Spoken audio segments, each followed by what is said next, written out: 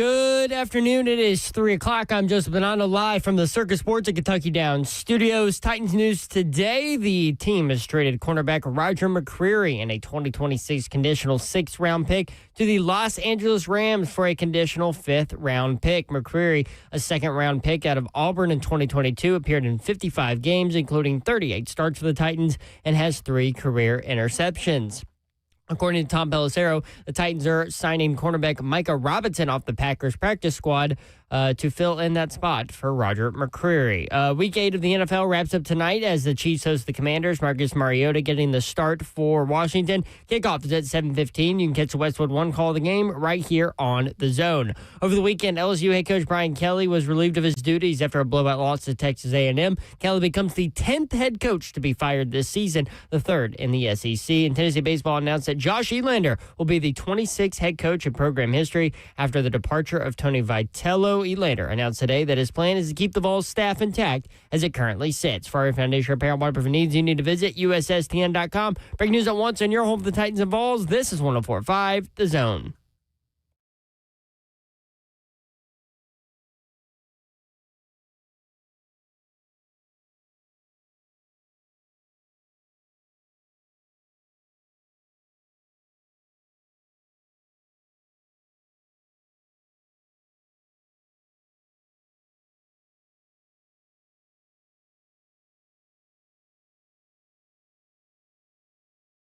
HL 104.5 The Zone. Britt Doherty with you on a beautiful day in the Music City. Correct, Babs? No, it's not. Titans are a debacle. It's cloudy. It's rainy. It's misty. It's cold. What kind of beautiful are you talking about? Did your feet hit the ground when you got up this morning, Babs? That's right. Beautiful day. Thank you, Beautiful Joseph day. Bonanno. It's so weird when you I call got me by my everything real out name. when I got I here know. except for my headphones. You might need them.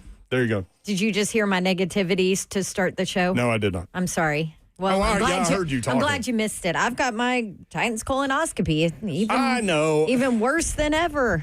I forgot to wear mine. Yeah, this is, Something.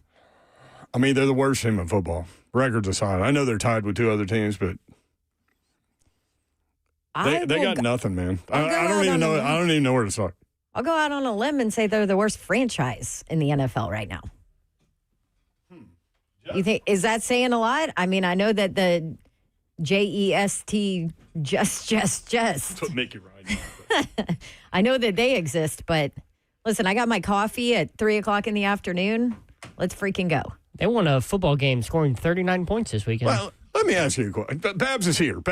What up? Yeah, Let me say that. he introed me Oh, okay. when good. I went negative. Slay Dog is going to be back on Wednesday. He's doing television basketball stuff. Yeah. I'm getting ready for the season. Tennessee and Duke last night. Congrats on the exhibition win. That was fun, hey, man. I want more of those. Y'all have a stud, a freshman stud over there in Duke. How's that guy not the best player in the country right now? Cameron Boozer. I think he could walk on an NBA court and get a double-double today. Oh yeah, for sure. Amazing, huh? For sure. So let me start with this. Feel good about it. I feel good about that. Let me start with this. I don't care if you're an interim coach, your head coach, your college coach, your high school coach. You know, you're coaching prison football. I don't know what you're doing. But I do know this. On 4th and 3 at the opposing 42-yard line, you go for it when you're down by 10. Come on, Mike. What in the world? That decision, and I was behind in the game, so I was like trying to catch up, and I was keeping my phone somewhere else and all these things. My friend Hy Lewis, who played quarterback at Vanderbilt, texted, do you know if an interim coach has ever been fired? Oh, jeez. And allegedly, he's interested in the job. I'm like, dude, no. that ain't going to get in for you. Not after that, bro. With all due respect, and I respect Mike McCoy and his career and all those things, but that's not how you get a job. Did you say a prison football coach? Prison football coach would go Okay. for it on 4th and I 3. thought that's what you said. Might be a shank involved. Maybe there should have been. I don't know. Oh, man. Yeah, I don't. How do you not go for it? There's a lot to get to, but I know the guy wants the job, but that's not how you get a job. And that made me question: do I want Because we all three agreed veteran guy because there's so much going on over there. Mm-hmm. You need somebody that's had experience and can stop all the spinning plates. You know what I mean? Right. Whereas first time got like Joe Brady or something, probably be a great head coach at LSU. I don't know. But I don't know that like young guy with lack of experience is can't come fix this dumpster fire. But when Mike McCoy did that made me think all of the guys that have been in it for a while and use their gut instead of the analytics, maybe they do need to go younger. That made me question my whole idea on that. That one decision. You're only down 10 in a game you shouldn't be in the third quarter on the first drive. I'm going to need that to not question your common sense thinking, okay? Because there was no common sense in that. So don't let it cloud your judgment, Mayor. Am I good to be out on Mike McCoy as head coach moving forward? Yeah. Okay, thank you. Yeah. And I have loved his press conferences. I loved what he said. I like what's going on at practice, all of that. But in-game decisions have been an issue for the Tennessee Titans for years now. Yes, and I know that he said in the press conference what I expected him to say. He's like looking back, hindsight, all that stuff, because they go 80 yards for a touchdown on the very next play, separation, score, ball game. I mean, it was over when it started, but at least you're only down 10 there, and you have the football. Like, it's in your hands right there. Yeah. Don't put it in their hands. You know Big Jeff's not playing, right? Your defense is struggling against that team. Oh, man. You see it. You got to be aggressive. Well, this is what I started to say. I understand the logic in going to the presser and saying hindsight is what it is. I shouldn't have done that, blah, blah, blah. But, like, in the moment, I think I could feel the entire Titans nation. And again, I was behind, but I had this weird feeling at some point where all of the Titans fans were just screaming together, their souls just aligning into the universe. I could feel it. And then I saw it happen a few minutes later. And I was like, okay. I know why I felt all of the lost souls screaming. And it Perfect for Halloween week. Yeah, it just wasn't that specific moment. But, like, moments like that are like, I mean, it's bad enough. Come on, man. It's bad enough. What did you think about Cam coming off the field? And it was obvious on the television copy. And then, was it Justin Mello or somebody? Maybe. Warren Sharp put out the video. Warren Sharp had the video that's uptight. And he's like, Mike, what did he say? Mike, let's go. Like, what are we doing? He said, I think it was, Mike, what are we doing? Let's go for it. And I think there was some colorful language in there somewhere. Probably. And Cam Ward was right to say that, in my opinion. What did you think about that, though? Do you go at your coach like that? Let me go back. I think he was right to think that because we all did. But do you say it to the coach walking off the field? Sure. It was that, to me, it's that obvious.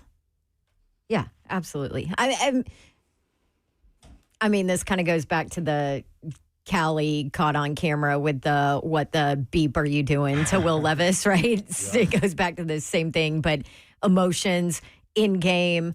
Like, I mean, Cam isn't used to losing, is struggling. I thought he played better this weekend. Emotions get the best of you. Absolutely. I have no problem with him. And you saying that. You covered him up close when he was at Miami. I mean, that's just the kind of player he is. I mean, he's not gonna clip off his emotions because there's a camera in front of him. He's not, but do you know what is funny? Like, he wasn't like that on the sideline at Miami. Frustrations. At all. I mean, dude was so chill because that was part of the reason that I loved him.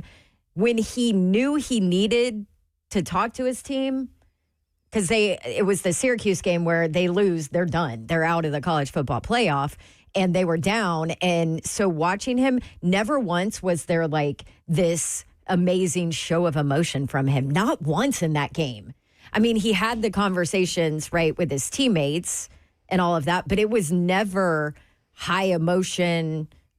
Never once did I see that on the sideline. Like, this is not the Cam that I watched during that game.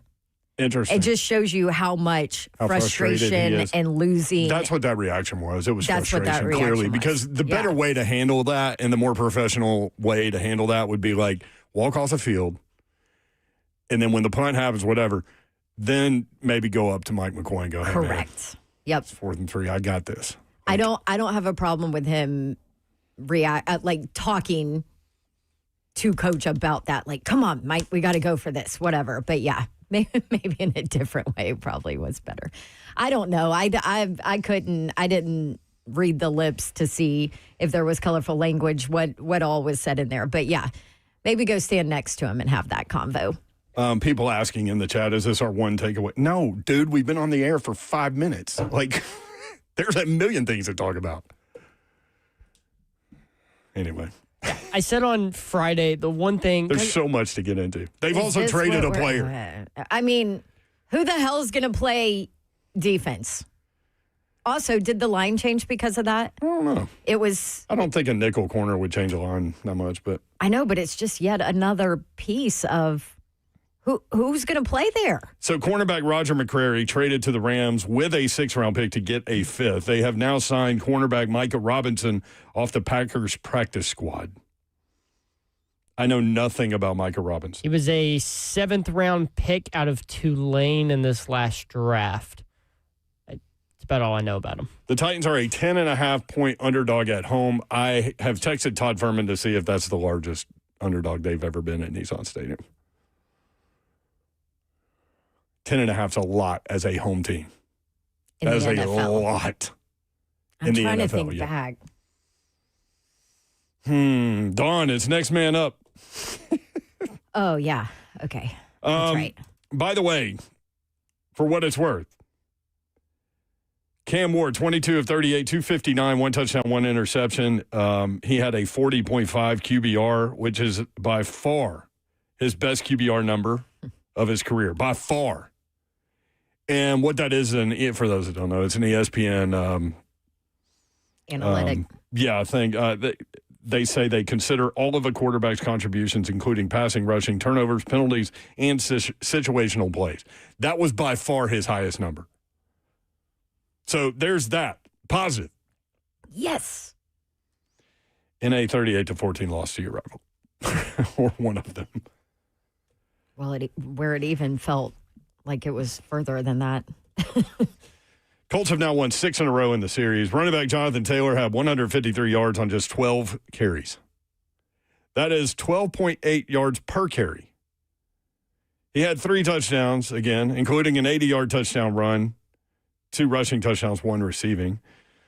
In his last 3 games against the Titans, Jonathan Taylor wishes he could play them every week. He has gone over 100 yards in all 3 and had 218 in one of them. He has 8 rushing touchdowns in his last 3 games against the Titans and 1 receiving touchdown. In his last 3 games against Tennessee, 158 yards per game, 8.2 yards per carry, 9 total touchdowns. Do you remember like a couple years ago where like the Titans were like the one team Jonathan Taylor wasn't just insane against? They held him to pretty average numbers. And that's changed. That is very much changed. 3HL powered by Spring Hill Heating and Cooling, SpringHillAC.com. We got plenty of time to get to everything. And, hey, man, there are going to be some of this stuff that we don't agree on. And that's great. That's what makes it fun. 3HL 104.5 The Zone.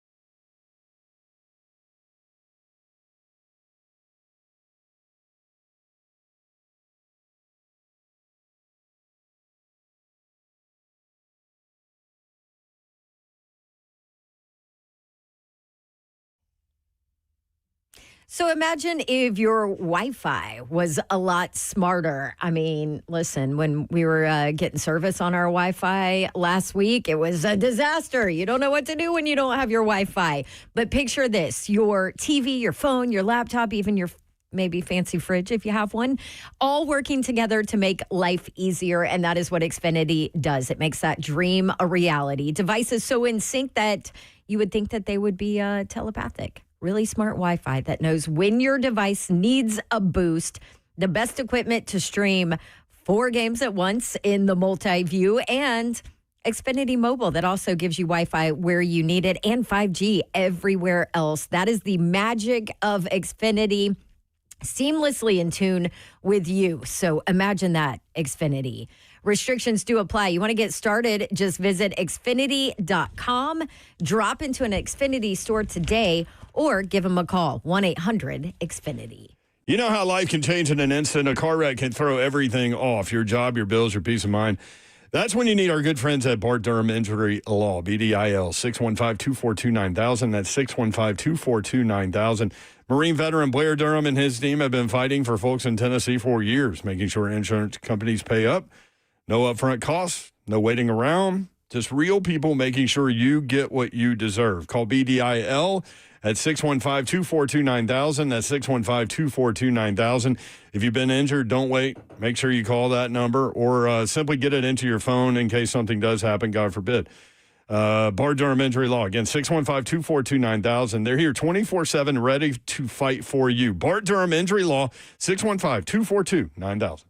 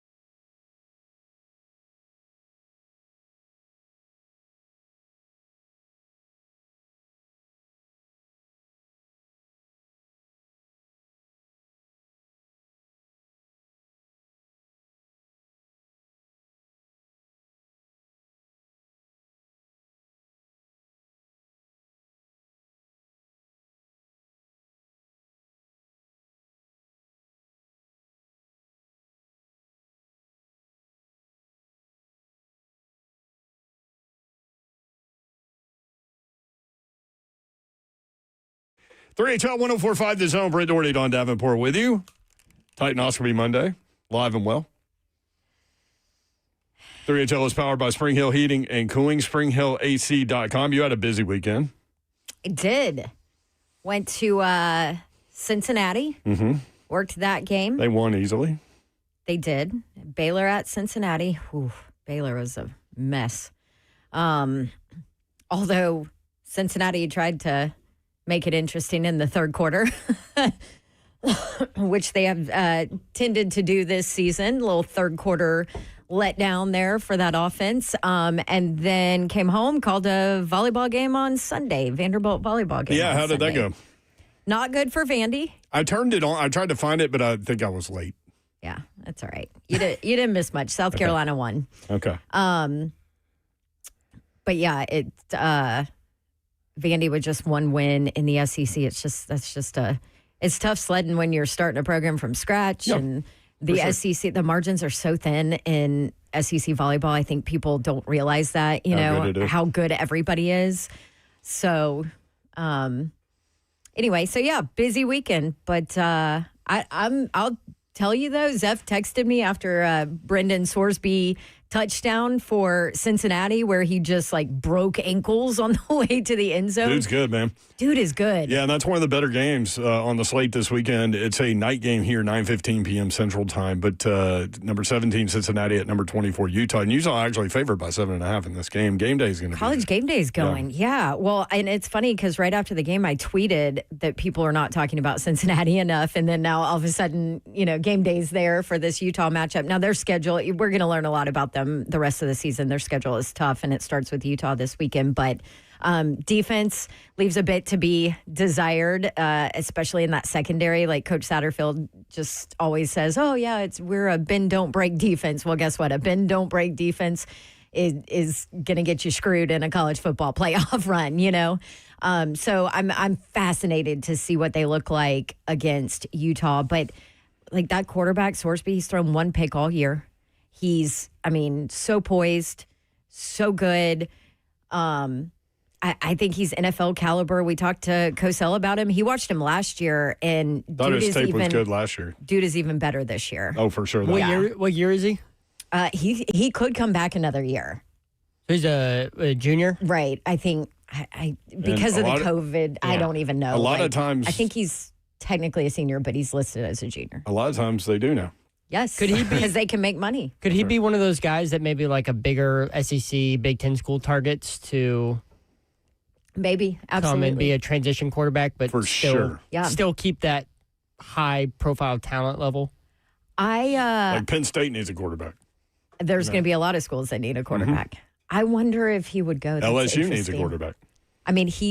That offense is perfect for him. That his offensive line has only given up 2 sacks all year. Now, part of that is him getting the ball out quick enough, right? We talk about that with Cam Ward all the time. Yep. And his escapability. He can do things with his legs. Just the quick game is unreal for them at Cincinnati. They just have it down. He's got a lot of weapons there. That NIL money starts to talk. It might swing him. That's true. 615-737-1045. Titans blasted 38-14. Vandy wins again. I was there for that. The Vols fly against Kentucky, and Brian Kelly fired. There were some severe, strong job openings, let's say, and some interesting names that are being thrown out there. How dysfunctional is LSU right now? Get to. Yeah, interesting. I forgot which story I read. Dang it. There's like a million of them out there about how dysfunctional this entire firing even was. That they were passing the proverbial collection plate around the suites. Just kind of like verbally saying, okay, how much can you give? How much can you give? Because the buyout was anywhere from 52, 54 million, whatever report you look at. So they were doing that. And then evidently, because LSU led that game at halftime. What a mess. They lost 49-25, and they led at halftime, 18-14. So they were outscored by Texas A&M 35-7 in the second half. By the way, shout out to Marcel Reed. 202 yards passing, 108 yards rushing, 2 passing touchdowns, 2 rushing touchdowns, and his rushing touchdowns were beautiful. Is he another one that people aren't talking enough about? Oh, I think he's a bona fide Heisman candidate. Yeah. Texas A&M 8-0. I looked it up. 8-0 for the first time since 1992. Also, Mike Elko just quietly getting it done. ESPN does that thing where it like ranks the chance of a team having the record they have based on their schedule, and I think they have the lowest percent chance to have an 8-0 record on their schedule. It's the lowest in all of college football to have the record they have with the schedule that they've played. Crazy. So the story evidently is that was reported. I'll go find it to give proper credit, but evidently their board of governors or whatever they have, their board, athletic board or whatever, they got summoned to a meeting at the governor's house. So the governor's involved. Oh, yeah, he tweeted. Oh, he straight tweeted. He tweeted, and then that Kelly needs to be fired. The decision to have him fired was made collectively at the governor's house. Jeez. Here's the thing about LSU. Does that bother you? That the governor's involved in football? Yeah. Like that involved? I mean, Pretty I know wild. he's a part of the board and LSU. all of that, right? But wow. But anyway, 3 of the previous 4 coaches now have won national titles. That job is going to be, that's the number 1 opening right now, LSU. Would you put that? I would agree with you. 1. Yeah. With Louisiana your has resources, players. your talent pool, you're pulling from, what you have on the roster already. And you can clearly win national titles when 3 of the previous 4 coaches have won one. Yeah, I agree with you. So what? Now, they fire quickly down there. But Clearly. that's becoming the way, I think. But can we also talk about fit? Like, we talk about that so much. And it's funny because I was just chatting with Scott Satterfield, right? He was not a fit at Louisville. That was not a fit. Brian Harsin was not a fit at Auburn. Fit matters. Jeremy Pruitt. Not a fit anywhere. Brian Kelly was not a fit at LSU. And it's ever. not like we're just now saying that after he gets said fired. It from the get-go. I mean, when he did the fake Southern accent thing, like, come on, man, be you. Yeah. Dancing around in fit circles. matters. Especially if you've ever been to Baton Rouge. Yeah. With that fan base. If fit matters is like 10, it's like 110 down there. Which is why Coach O was a perfect fit for that. He never fit. 615-737-1045, whatever direction you want to go. Reaction Monday here. Steve in Nashville. Steve, what up? Hey, what up, man? Why was I not a good fit down in LSU, man? I don't know why. Probably should work on some Quaker Penn accents and regional things as long as he's at it. But look, hey, Dawn, you like that one? I did. So, Dawn, here's the thing, though. So Cam's showing you everything on the sideline, right? Everything he's showing you on the sideline, he's just wearing it on his heart. He doesn't want to lose. The reason you loved him in Miami is because he was winning in Miami. The reason here you're saying kind of chill out and maybe say that later is because he's not winning. But I don't have a problem with how he's doing it. I just hope that they know they got to field 11 players on defense come Sunday. Y'all be good. Have a good day now, y'all. Yeah. Can you play fair. corner, Steve, from Baton Rouge, Nashville? Can you play? Have a good day, y'all. Yeah, no, I don't have an issue with Cam going at Mike. I just think he could have been handled a little better. I mean, people are like, "Oh, you got to respect your coach." That's fair. That's a fair take. I have zero. You know me. I love emotion. Okay, maybe I should put it this way. I love all of that. Like, wear it on your sleeve because you care so much. I'm a you be you guy, so maybe I should look at it this way. Like, you be you. So if that's what you're feeling in that moment, I understand it. That's not how I would have handled it, but, like, certainly handle things differently than other people would, too. So, like, we're all human, and we all make mistakes or, get emotional and frustration or frustrated brings out or whatever. Sometimes the worst in us as humans. Definitely true. 615-737-1045. Accents, by the way. Those were That was pretty good. Yeah. I liked it. This is what we're going to do. I love doing this. We have no idea what this is. Let's go to line 2. You are live on the air. Who is this? Oh, they don't want to be live on the air. Zeph, you got to pot it up? You are live on the air. Line 2, gone. Line 4, you are live on the air. Who is this? Jeff in Shelbyville. Hey, Jeff. Welcome into 3HL. You're live on the air, brother. Hi. I know that y'all broadcast the Thursday night NFL game, Yes, sir. do you broadcast the Monday night game tonight? Yes, sir. After the Monday Night Titans. You will broadcast it after the Monday night Titans game? No, The Monday night Titans show? Yeah, we Yeah. pick it up at 7. Okay, thank you. I appreciate it. Thank you. So you won't miss kickoff. Thank you, Jeff in Shelbyville. 615-737-1045. Johnny has been processed properly. Johnny in Nashville. Johnny, what's up, man? Guys, I ain't going to lie. That's the fastest I've ever been put on air. That is a world record. I appreciate it. Yeah, You're man. on it today, Johnny. I get it. So, look, I just like the rest of the world, I have no clue what the Titans are doing. And you know, but I'm always going to be a fan. But we were told before the season, or we assumed, we weren't going to be very good. So I'm not in a hurry to, like, this or that. But the problem I'm having is this. We can load up on draft picks and draft back and trade Simmons to get this or McCreary, or whoever. But we have nobody in that organization in the last decade that knows how to develop any kind of talent. So we're kind of up a creek here without a paddle, you know what I mean? So there's a lot of fixes that need to be happening. But getting rid of talent now, we get rid of Simmons. Who's better in the draft than Simmons? Nobody. So y'all have a good day. I love you guys so much. Thank you for your positivity and everything y'all do for Nashville. Thank you, Johnny. We just try to talk Thanks, through Johnny. everything and provide a forum for everybody and have fun. Yeah, Roger McCreary, no surprise that he got traded. Is he better than a fifth-round pick in 2026? Probably, but he also was in the last year of his deal, so you were going to have to pay him, and they chose not to.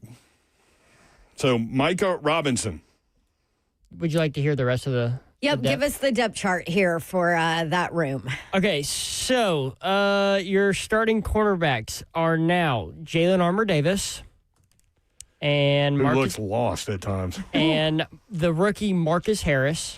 It would be Darrell Baker, but he left the game early with they evaluated him for concussion. The refs actually initiated him to leave the game, and he went into the blue tent, and I don't think he ever returned. Let me ask y'all something. Speaking of concussion and it gets flagged down or whatever from above, did y'all not think that one play where Roger McCreary actually got to Daniel Jones that his head spiked the hell off of the turf? He even grabbed his head. And that doesn't get like a call down? Now, Daniel Jones did just fine. 21 to 29, 272 yards, 3 touchdowns, no interceptions. But But it might have gotten a call down, right?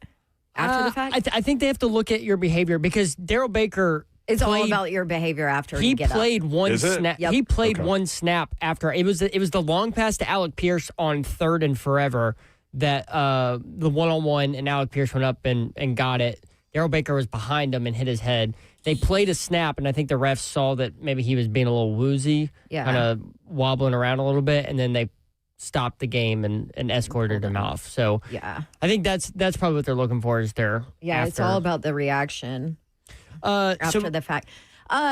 Do you have the major league drop of who the hell is this guy? Because that's where we are. There it is. that's definitely where we That's are. where So, we are. Micah Robinson signed off the Packers practice squad, was not invited to the NFL scouting combine, but did post a 40-yard dash time of 4.42 at his pro day. Okay. He was selected by the Green Bay Packers in the seventh round of the 2025 NFL draft. So a rookie signed his rookie contract with the Packers, waived on August 27th, re-signed to the practice squad, elevated to the active roster for week 2 of the 2025 season. Okay, so that's 1, 2, 3, 4. So Samuel. Is there anyone else? So Samuel Womack, Marcus Harris, Jalen Armour-Davis, and Darrell Baker are the 4 on the active roster. Okay.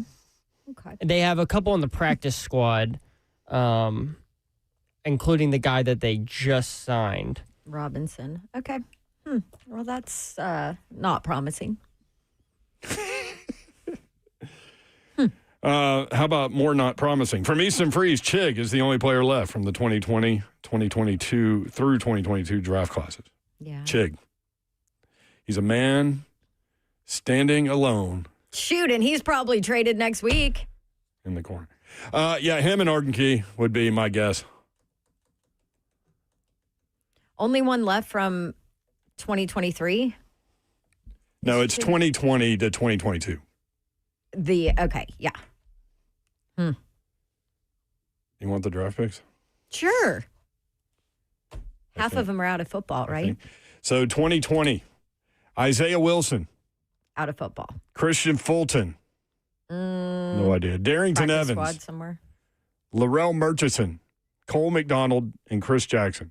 2023, Caleb Farley. Dylan Radins. Monty Rice.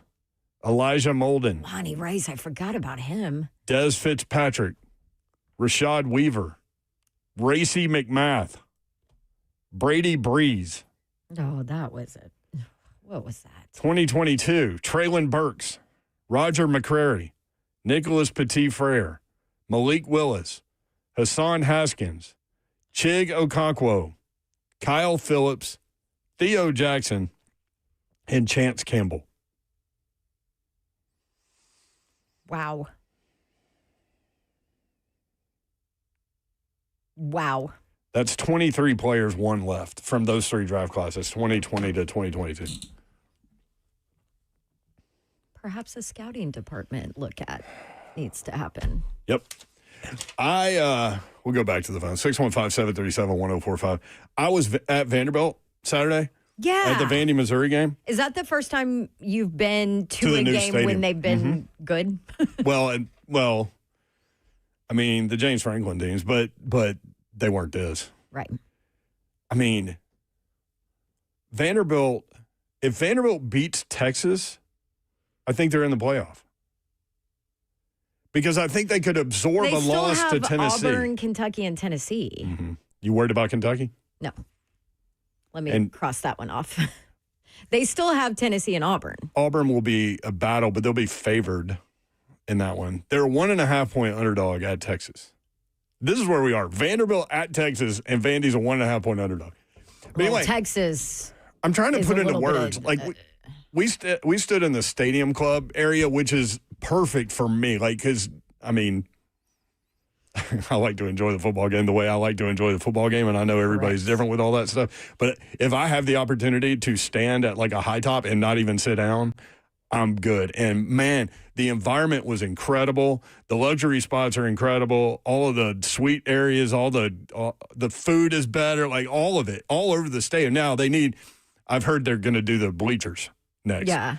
And put seats in. But the entire vibe, is so different over there. And they make it fun for like the younger people to go. So like they can attract the students, which has always been a problem growing up here. But the energy and the vibe in the building, and it's more than like a lot of people watch on TV and they're like, okay, Diego Pavia is driving this train, which he is on some level, but it's bigger than that. It's way bigger than that. That stadium's incredible now. Really? The upgrades are that impactful? Yep. Interesting. And just the energy and the vibe and all those things. Yeah. Now, it was a really good football game, and it's funny with all these games that are scoring all these points and all these teams that are scoring on. That was like an old school SEC game, 17-10, with a Hail Mary that falls like complete but like 6 inches short of the goal line. That was insane. Insane. Also, I feel bad for Bo Pribula, man. His ankle. Pribula, sorry. Yeah. My apologies. No, it's okay. Hit that ankle that's injury tough. right there on the goal line. Yeah. Oh, bless. I do think that Missouri might have pulled that out if he's healthy the whole game. I don't know for sure, but they seemed like the better offense at the time. Yeah. And they were moving the ball, just a couple mistakes inside the red zone, but man, sucks for him. I shouldn't blow past the Auburn game. That's a good point there. But they've got a legit chance to be 10-1, 9-2 going into Tennessee. So if they're 9-2 and beat Tennessee, Now, Auburn game Knoxville. is at home. yeah, it's For in Nashville. Vanderbilt, That's why I yeah. said they'd be favored. Yeah. New quarterback for Auburn there? Playing Who at the that hell point? knows, Zeph? Hey, you won. Probably. You were an underdog on the road. Yeah. We talked about Marcel Reed. I think he's a Heisman candidate for sure, no question. Diego Pavia is too, Okay, well, without question. To you me. should just go take a peek at my freaking Twitter at Dawn Davenport TN if you want to get in, because watered for him. holy schmoly. I mean, Holy schmoly. the fact that anybody thinks that Diego Pavia is a Heisman candidate, you should see the responses. This guy divides. I mean, Isn't it crazy? It's like Johnny Manziel. You either love him or you hate him, and there is no in between. I just watched Brad Powers talking about Heisman Trophy candidates, and he's like, if you don't have Diego Pavia in your portfolio, you need to have him. He's at plus 850 right now. He said if they beat Texas, that number is going way down. So people have both of us have a Heisman vote. So we can talk about this process, but people are just absolutely destroying me for saying that. And listen, I'm not saying that I'm going to go vote for Diego he's Pavia, a candidate. but you absolutely cannot tell me that he is not a candidate. And He's they want to pull up his stats He's one of the most against Missouri. impactful players You in the game. cannot. And I'm like, it is the best college football player. Period. Does that include stats? Yes. Do they matter? Absolutely. Usually the best stats win. Usually. Quarterback, usually. But Not also last year. when there are stats too involved, like the best stats might not really be the best stats. That's like, not going to define him. I voted for a Heisman, and I think me and you were different on this one too. We often are, Yeah. actually. When was it? I think it was a couple of years ago, LSU guy. Anyway, but Oh, it was Jaden Daniels. it was Jaden Daniels. Mm-hmm. And I had an issue with his stats within SEC play. I took out the Mm-hmm. cupcake ones, and that's where I had the issue with his stats. So they do matter, but they are not everything. There's so much more that goes into who the Heisman winner is. And I've got people sitting here saying, "Oh, you're a problem because you don't just look at stats." I'm like, "No, because stats don't tell the entire freaking story." Also, and if you're we vote for 3 people. Yes, and if you are somebody that thinks that stats tell the entire story, you are missing so much of what college football is. Is Vanderbilt ranked number 9 in the country and sitting at the record they have right now without Diego Pavia? You're never Well, it going depends to. on who the quarterback is. Probably not. Right. And that's a reason You're just why. not going to be able to tell his story with stats alone. I mean, because that's- he's not going to win it based off that. I mean, that's why he is in the Heisman candidate, because he turned a program like Vanderbilt, who was a bottom feeder in college football, not just the SEC, but in all of college football, into a playoff and national championship contender. And I know You you're not can meaning to do argue- this, that you're not, like, I know you don't mean to give him sole credit for turning Oh, yeah, Vanderbilt no, around. it's because not just him, Look yeah. at Van. I went to the game. You can really tell live how different they are in the trenches, in the lines of scrimmage. Their offensive line is Absolutely. good. And So good. NIL has helped that Their too running for backs are good. Vanderbilt big time. And the Candace Story-Lee and the all-in mentality into football and athletics there on West End, that has something to do with it. Clark Lee, you can't overlook that.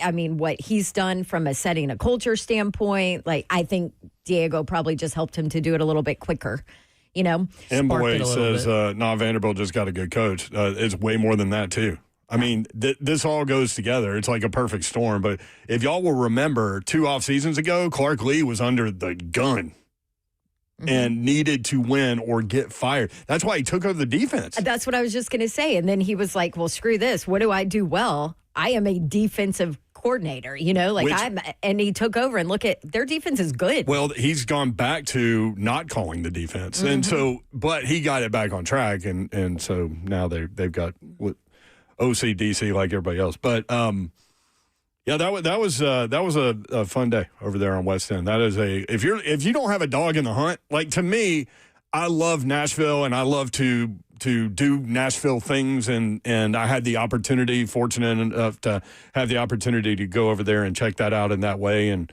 I'm very glad that I did because that was a fun atmosphere. So what I started to say was if you don't have a dog in the hunt even, that's a fun Nashville thing to go do now. Yeah. It just is. And it wasn't forever. I know.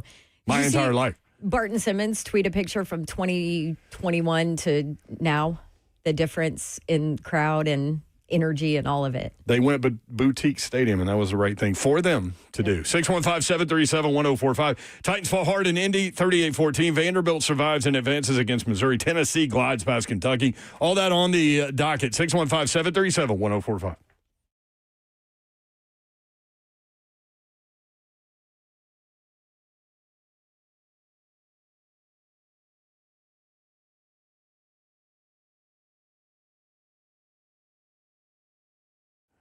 Gupton Dodge Chrysler Jeep Ram, that's where you need to go to get that next new vehicle. Whether you're looking for a car, truck, SUV, or Jeep, Daniel Gupton and his crew are ready to help you out. Springfield, Tennessee, it's a beautiful community and not very far, about 30 minutes from downtown Nashville, 3450 Tom Austin Highway in Springfield. Go up there, let them know what you're looking for. They will listen to you, point you in the right direction, take your test drive, you go inside. They will help make the numbers work, and it will be that easy. Gupton Dodge Chrysler Jeep Ram. Check them out online. All of the dealership information is there. Address, phone number. Very helpful. You need that. Also, inventory, both new and pre-owned. Tremendous selection. And you can find it online, GuptonMotors.com. All the deals they have going on in the month of October, which is almost over. They have right there, GuptonMotors.com. 3450 Tom Austin Highway. Best vehicle buying experience you will have ever had. Check them out, GuptonMotors.com.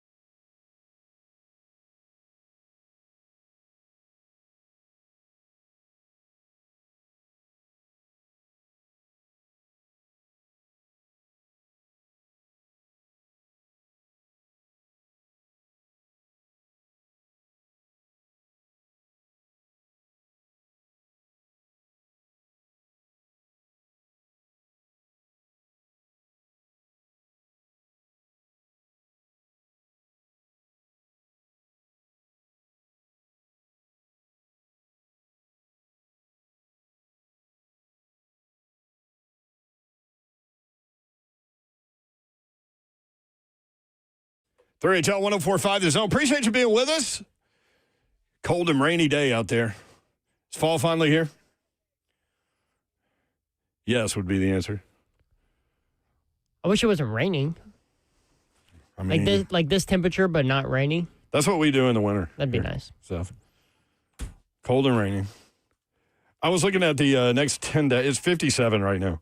The next 10 days, rain on Wednesday. And then it doesn't rain, supposedly, until the following Sunday. But the temperature will not get above 68 degrees over the next 2 weeks, according to the Weather Channel. What's the weather look like in Knoxville on Saturday for that night game versus Oklahoma? Dark mode. Tennessee, a 3.5-point favorite against Oklahoma. Oklahoma's lost 3 out of 4. A lot of that has to do with their quarterback with a broken hand still playing. He's not as effective running with the football now. So,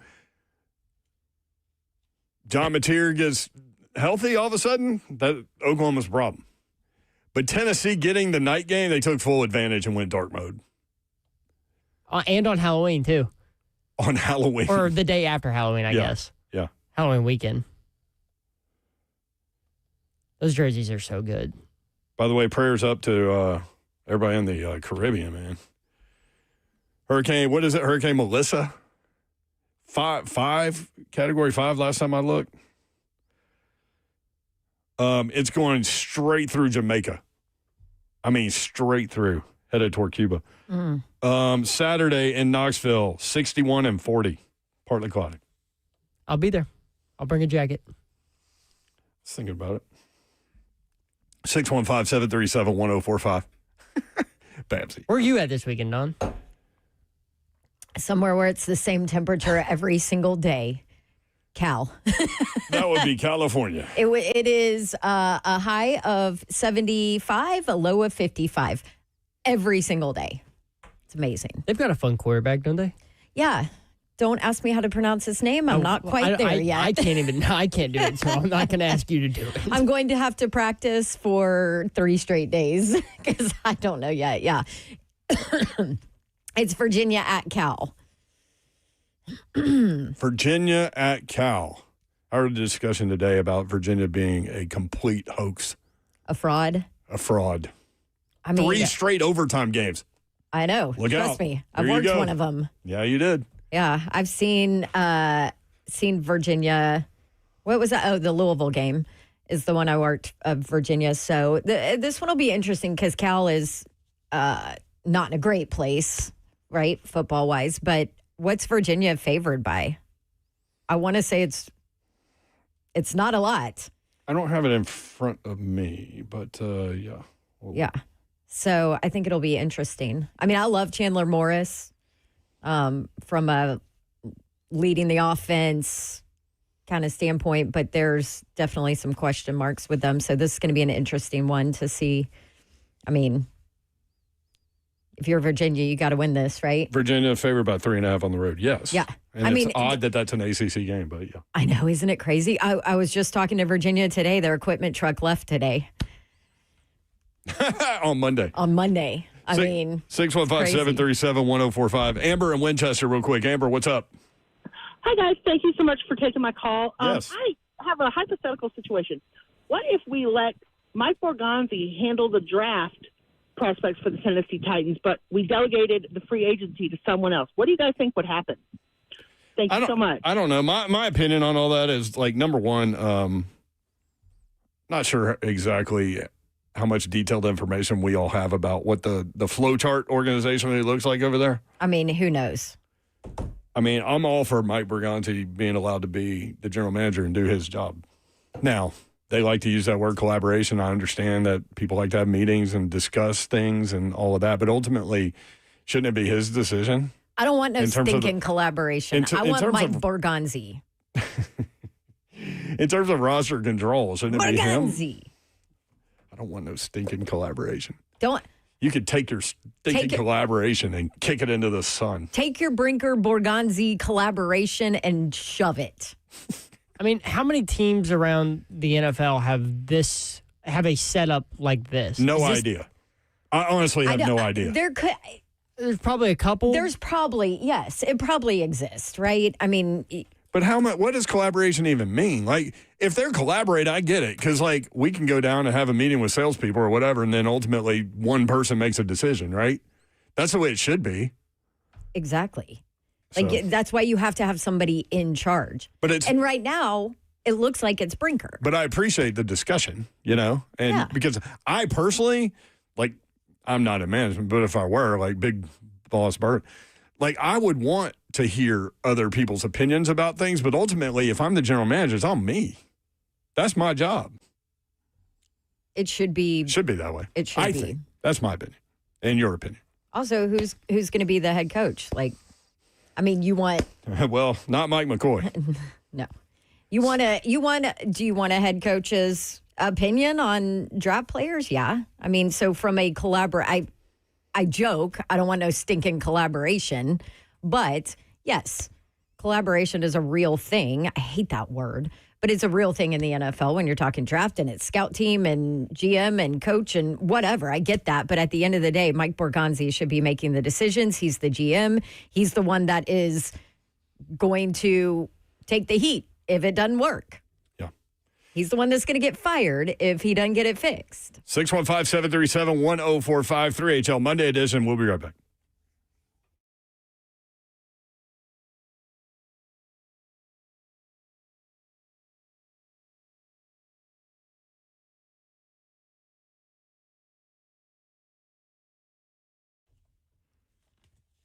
Yo, yo, yo. It's getting cold out, right? Yes, especially to you. I know. I got my sweatshirt on. Ooh, I got the heat on in the house, and luckily I got Pella windows. You've got the heat on? I do. I love it. I hate cold. Anyway, good thing I'm going to California this weekend. But maybe you know that your windows are allowing that cold to seep in. Your doors, old, yucky, need to be replaced. Pella Windows and Doors of Nashville. That is exactly who you need to call. I would know because I've used them for multiple houses, and they're the best and also affordable.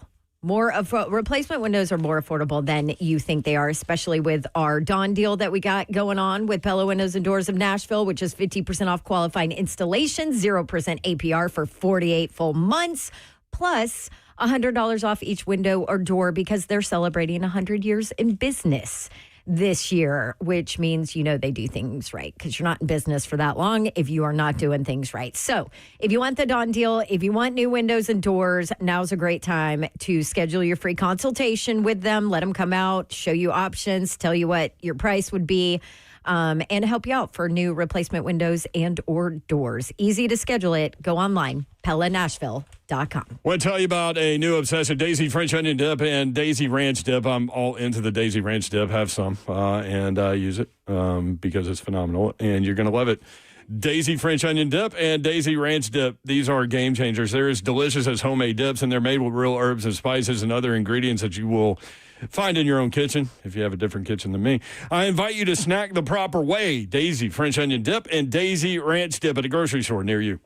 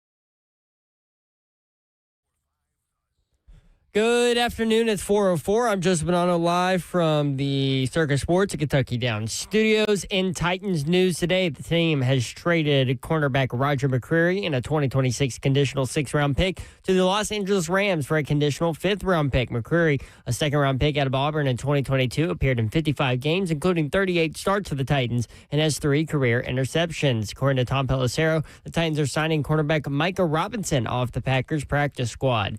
In NFL news today, Vikings quarterback Carson Wentz, who has started over the past couple of weeks as J.J. McCarthy continues to heal up from an injury, is expected to miss the rest of the season with a shoulder injury. He is getting surgery on that injured shoulder. So J.J. McCarthy back in line to get the starting job in Minnesota. Week 8 of the NFL wraps up tonight as the Chiefs host the Commanders. Marcus Mariota getting the start for Washington. Kickoff at 7:15. You can catch Westwood One call of the game right here in the Zone starting at 7. For our foundation repair, whatever needs you need to visit USSTN.com. Breaking news at once on your home for the Titans and Balls. This is 104.5 The Zone.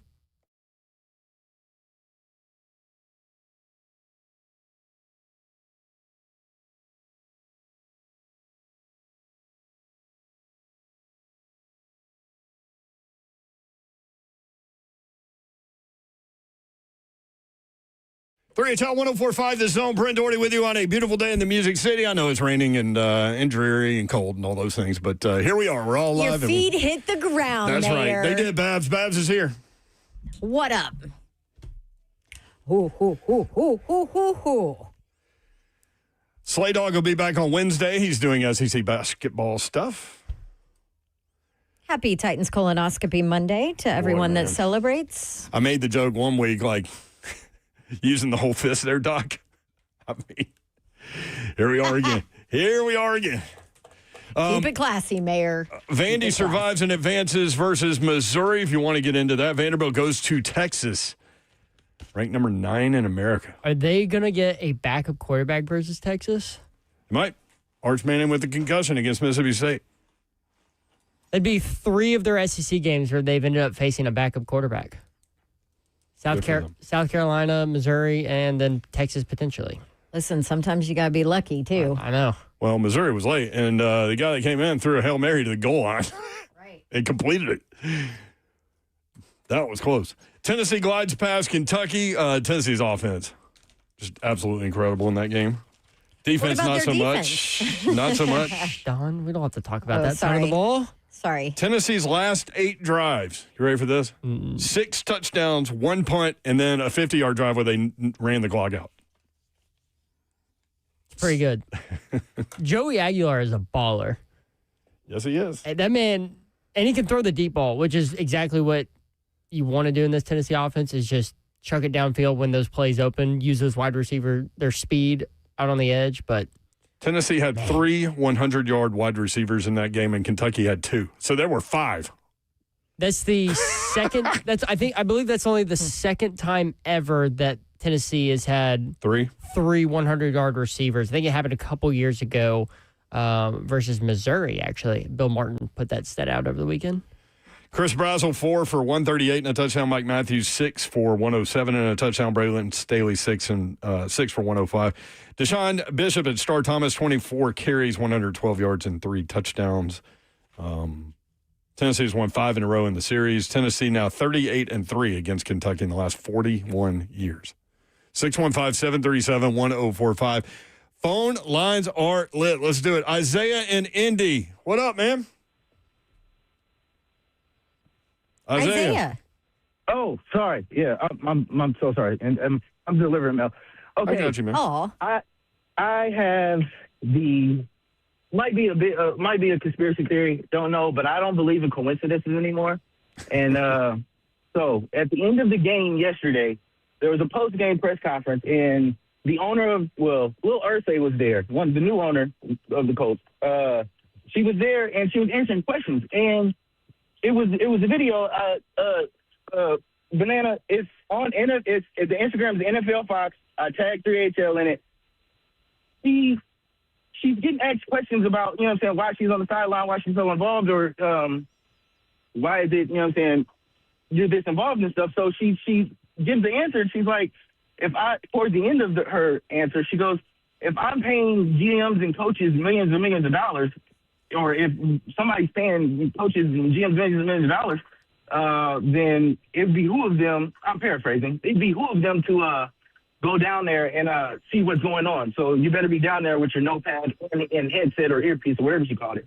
And I just felt like me being a Titans fan since 97, I'm 35 right now, and I live in Indy. I think she was taking shots at Amy.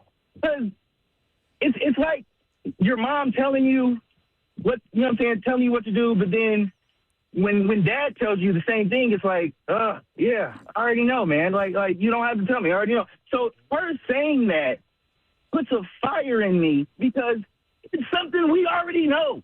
Amy should be down there finding out what's going on the headset. She should be down there just like Lil Ursay. Like, why does Lil Ursay take over the team and out of nowhere, they're the best team in the league? Like, I don't care if the Jags. Well, they got a quarterback. I cannot stand the Colts being the best team in the league. It burns a hole They are, too. in my soul. I can't take it. Get your stuff together, Titans, please. Thank you, Isaiah. It's tough being a Titans fan in India. Oh, Isaiah's called this radio station for years. yes. Good to hear from you. He's delivering mail. Good to hear from you, Isaiah. Listen, that's fine. Do you have the soundbite? I do. I didn't hear this, but I am aware that she is on the sideline and she has an earpiece and she has notes in front of her. She's straight at practice. Yeah. So this I is do know all that. Taking notes. Carly Ursay Gordon on why she stands on the sidelines during games.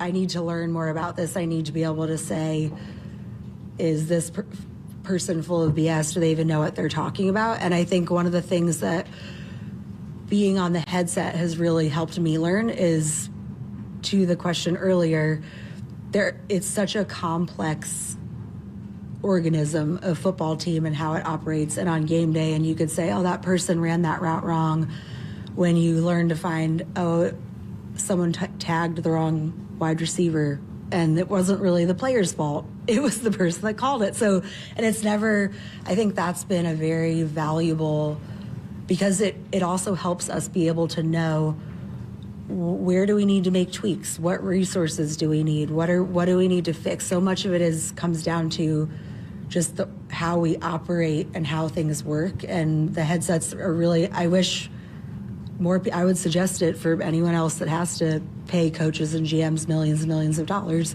It helps you make a less expensive mistake, potentially. I mean, that's... I don't know. The last thing I want is Amy Adams Strunk on a headset getting into football decisions. I think that's the last thing I don't think like game day decisions. I don't think she wants to do that. She wants to let her football people do the football things. It's why she never speaks to the media. It's why she doesn't, make appearances that often. Let's put it this way, okay? And everybody's different. And if that works for her and that's what she wants to be that involved and feels that she needs to be that involved to make the right decisions as, a big boss CEO of a billion-dollar company, great. Good for her. If it were me, I would want to stay out of the way. So that's a distraction, man. That's a total distraction. But I mean, it's working for them. And listen, it's not because she's listening to play calls on a headset. It's because they have a freaking quarterback and an offensive line that's protecting him. And it's working, yeah. But the receivers are good. They got the best running back this year in football. But I liken it to, okay, let's say you're the CEO of FedEx. Are you going to go spend time in the factory watching everything happen to make sure it's going great everywhere? No, I don't know. I think you're probably gonna hire people who are in charge of that you trust to make the right decisions, which is what Amy Adams Strunk, that's how she looks at it. Now, you can argue and you can certainly have the conversation that she has not done a good job of hiring the right people in the right spots for this franchise, because look where it is. Yeah, I can absolutely make that argument. A lot of times, I think you can marry a football situation with a business situation, but I think game day football is a completely different thing. Like, I think it's hard to find an analogy because, like, in the business fair. world, that probably wasn't a good analogy, but it's also I like the business. attempt, but yeah. So what that made me think of is when I was in between radio jobs, I sold cars at Beeman. Okay, Lee Beeman would come and visit with people all over the thing, and I know that the presence was there. Yeah, I know that I would be that kind of person too, but. And I know you would, and Slay would, and I don't know about Zeph, but too young. Zeph would be all in it. No, but I think it meant a lot to a lot of people that he was there and was interested enough to shake your hand and talk to you and all those things. But I think this is a different situation. This is game day. It is so hectic on those sidelines, man. Mm-hmm. The last thing you want are distractions. Now, they're clearly dealing with it. I'm just saying if it were me, I wouldn't be there. I would not be there. Correct. And maybe part of it, too, and that's what she said, is she wants to learn more about it, right? And that's her way of digging deep and learning more about how and why decisions are made and who it falls on. So, but I don't think I don't think it's fair to look at it and be like, well, why isn't Amy Adams Strunk doing that? You know what I mean? Yeah. There's not very many. There's not very not many. A great answer for it, but I don't know. 615-737-1045. It is working for them. Sandy in Bellevue. Sandy, what's up? Hi, Mayor. If I could, I would like to borrow the big brain that you have there with you, and I have a question for Dawn, if I may, please. I think you've got the wrong mayor, but go ahead. Dawn, I need help. I've bet on Vanderbilt 4 times and lost 4 times. You bet on them? I want to bet. I bet against them 4 times. I'm sorry. I'm perfect, 4 for 4. There you go. The wrong kind of perfect. I'm looking at them this week, and help me out, please, ma'am. Pavia has not had 2 bad games in a row. He had a pretty bad game against Missouri, but that was tough. Mm-hmm. They're going against Manning that is in concussion protocol. Yeah, we don't even know if he's playing. Yeah, and they're getting points. So my thinking is, why would I not want to bet on Vanderbilt this weekend and see if I can break my streak? I'll hang up and let me give your thoughts on that. Thank you, Sandy. Yeah, that's an interesting game because it opened at 2.5 and it's gone to 1.5. So obviously the money is going toward Vanderbilt. And I think a lot of that has to do with, number one, how hot Vanderbilt is, but number two, the question at quarterback for Texas. Yeah. And so if you're asking for advice from me on that one, I would wait and see what goes on at quarterback for Texas. Now, you might miss the best part of the number doing that, but... Well, you've kind of already missed it, right? Yeah, but if you like Texas, 1.5, if Arch is available, it's going back up to at least 2.5. So if you like Texas, grab it now. If you like Vanderbilt, maybe wait. I guess it's a better way to say that. I'm not giving any betting advice. That's Slay's. Oh yeah, that's on you. No, we all. That's Slay's. That's Slay's alley, and he's not here. Although it is hard to bet against Diego Pavia, right? Let's talk about Tennessee's 56. It's also at Texas, by the way, and that place is tough to play in. Let's talk about Tennessee's win at Kentucky with the voice of the Titans, Mike Keith, coming up next. Thanks to our friends at Two Rivers Ford and Volunteer Traditions. That's next. 3HL 104.5 The Zone.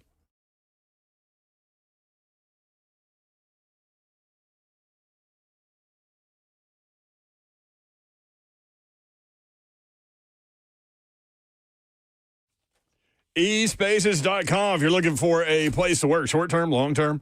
Maybe you need some meeting space here and there or on a specific date. Maybe you need something where you're going to gather people and you need a general centralized location. 15 locations. eSpaces.com is the website. You can find out all of that information there. eSpaces.com. eSpaces is redefining co-working with exceptional offices for every business. 2 new locations, giving them 15. The newest locations, Cool Springs at Corporate Center, Brentwood at City Park, designed for entrepreneurs, teams, and established professionals, featuring private offices, team suites, meeting rooms, fully equipped, 24/7 access, flexible terms, beautiful, professional spaces that are move-in ready. Whether you're scaling up or just getting started, eSpaces provides flexibility without compromise. Want to check them out? You can easily. Tours available now. eSpaces.com. That's eSpaces.com. What's happening, good people? Big Slay coming to you with Yes, Synergix and Low T Center, they are knocking at your door. And I know my fellas out there, y'all hear me talking about this all the time, and I'm telling you, like, you need to go get your free T-test because it's free. And you want to know where your testosterone levels are. But it's not only for you guys. I tell you, I go in there every Friday, and I'm understanding that there's more and more women coming in. Man, I high-fived one the other day. Like, hey, you feeling great? She was like, yes, I am, and I'm going to keep coming back. So let me go on and get this right for you. Women experience many of the same symptoms as the men with low testosterone, tiredness, no energy, mood swings, and low libido. So women can come in and get tested as well. Treatments include testosterone injections or even hormone pellets for women. At Synergex and Low T Center, they have a long history of helping women find their hormonal balance that brings balance back into their lives. So don't be on the sideline watching. Get in the game with Synergex and Low T. All you got to do is go to trtmvp.com, trtmvp.com.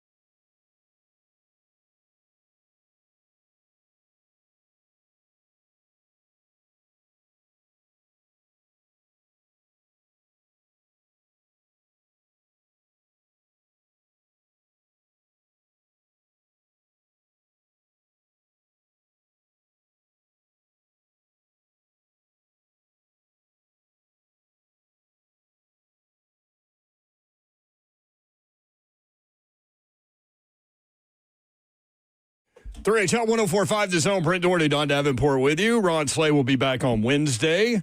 3HL is powered by Spring Hill Heating and Cooling, springhillac.com. Tennessee with a 56-34 win over Kentucky. The voice of the Vols, Mike Keith, joins us now. Thanks to our friends at Two Rivers Ford and Volunteer Traditions. Mike, Tennessee's offense was humming. They were rolling. Kentucky made the decision they were not going to let Tennessee pound the football at them, and certainly respect that decision by Brad White and what has been a very good Kentucky defense overall. The issue turned out to be they put their corners in man-to-man coverage, and that didn't work out very well. It didn't. Joey Aguilar with a huge game, very efficient, 20 of 26, 396, and 3 touchdowns, no interceptions. And the wide receivers had a lot of room to work man-to-man, and they took full advantage of that. SEC Player of the Week, Joey Aguilar. There you go. Did a really good job overall. I think it was the best that he's probably thrown the football in quite some time. I think what's so impressive about him, and there are a lot of things, but 2 things. He will wait until the last minute. He is not afraid to take the lick in order to get the completion. He is willing to pay the price for the result, which is very impressive. And the second part of it is he throws a great deep ball. He really puts it out there where a guy can go get it. Some guys can do it. Some guys can't. He can do it. He's on pace, and Dawn loves when I go there. I love it. On pace. She actually hates it. But Aguilar on pace for 3,516 yards, which would rank him 4th best all time in a season of passing yardage, and 27 touchdowns. Right. The guy is running. During the offseason, Mike, I know a lot of people had a lot of opinions about what Joey Aguilar was or was not. My opinion in the moment was, have no idea how he's going to fit Josh Heupel's system. So I want to wait to evaluate there, which I know is bad in our business, but he fits. He does. But and you think about this too. And were you at the orange and white game? No. I was listening to you guys. Well, thank you. So you were the one. Good. Appreciate you. So when you were leaving the orange and white game at Neyland Stadium, when one was leaving the orange and white game, there were just a lot of people who were down. I mean, just like, golly, we've come this far, and it's year 5 under Heupel, and you know, we thought we had a pretty good chance this year because we've got a top-flight returning quarterback who played pretty well last year, but could certainly play better. And oh, by the way, he's had a really good spring, and everything's positive. And so Iamale'a was gone, and everybody knows it because Josh Heupel says it on the Ball Radio Network at the start of the broadcast. And then you're saying, oh, you know, we thought maybe we'd have a chance to make a run at something, and now that's out the window. People just put it out the window. Tennessee picked 9th in the conference, and you understood why. I mean, I don't think it was an insult so much as it was just the unknown. If I'd have told most people that at this moment, entering November, you're going to be 6-2, most logical football fans would have said, yes, I'll sign up for that. Because if we're 6-2, we're in it. And we're better off than we thought. You know, it's not perfect, but oh my goodness. And that's the difference Joey Aguilar has made. If they don't get that quarterback thing right, you know, it's a far different situation than what it has turned out to be. So far, so good. And now you see if he can get them to the finish line, and they can figure out how to beat Oklahoma this week with this great defense. 3 wide receivers, 100 yards or more. Yeah. Just incredible. Chris Brazzell, Mike Matthews, Braylon Staley. That puts so much pressure on a defense. It's not like you can shade one. It's not crazy to think they can end up with 3,000-yard receivers. That is crazy to think about, but it definitely could happen, yes. I'm not saying they're tracking, Dawn. But, on pace, Thank you, Mike. I'm not doing that, Dawn. I have too much respect for you. But it's not crazy. I mean, the lowest one right now is Mike Matthews at 562. And obviously the stats from a postseason game would add in That's there. right. So that's five more games.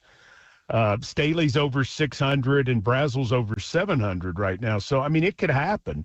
And that's been something, too, that the offensive line and the wide receivers have panned out.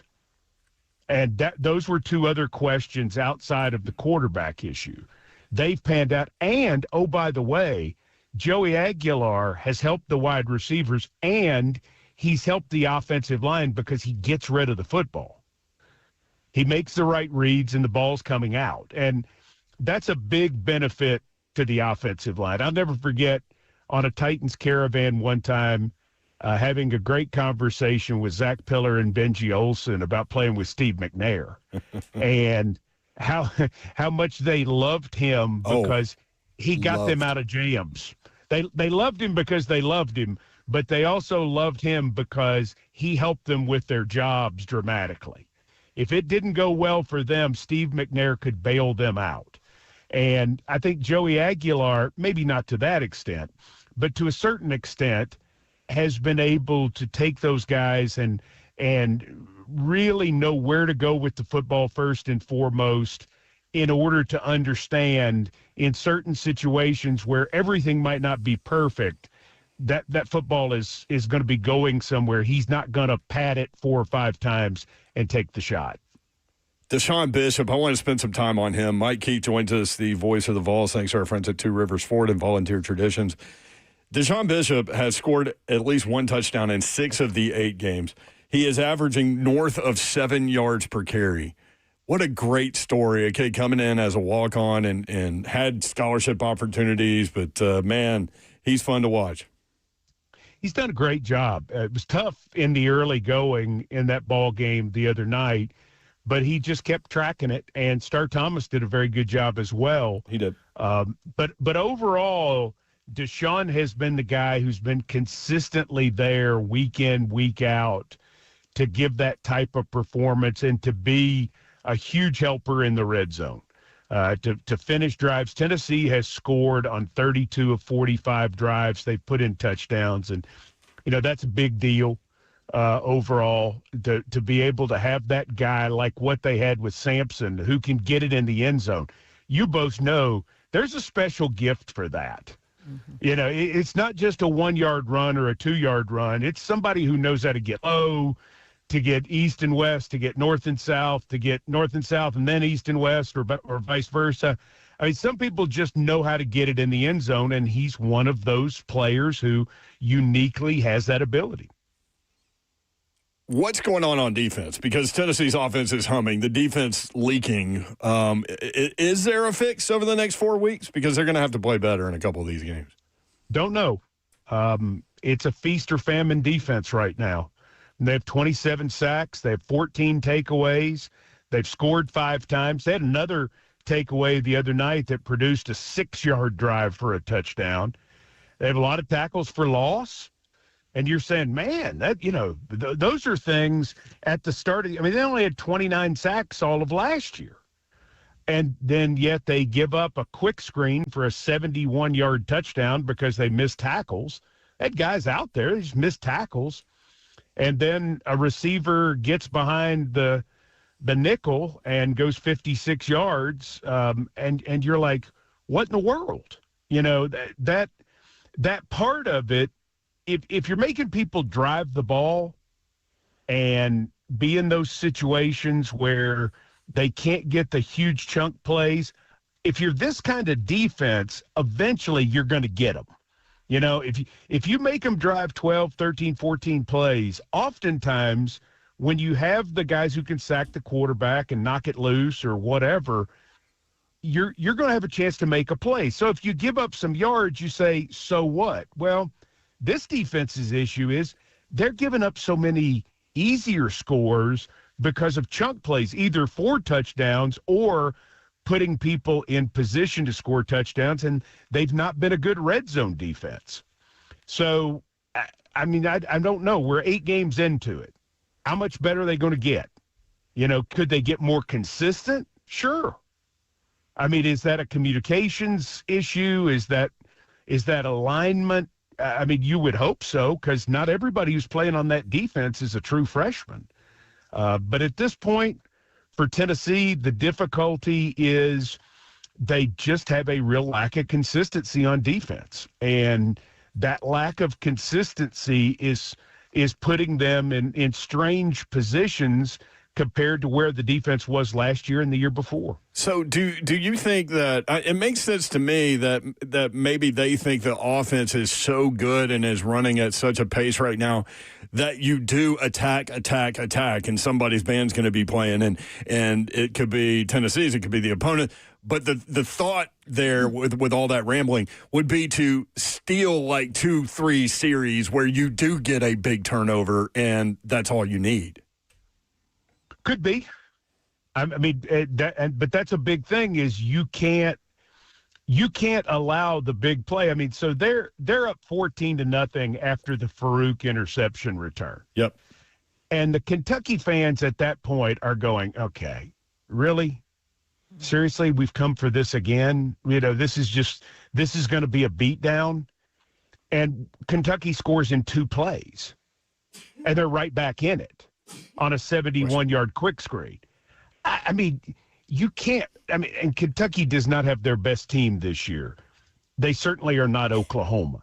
That's putting it nicely. Yeah, they're only 5. I mean, I'm not trying to – I'm not trying to give – well, but I'm not trying to give them the business in making the point. I'm just saying you've got a chance to put it on somebody. You know, they were up 28-7 and let them score fast. And those are the sorts of things that you just can't do as this team heads into one of the tougher Novembers they've ever had. Ever.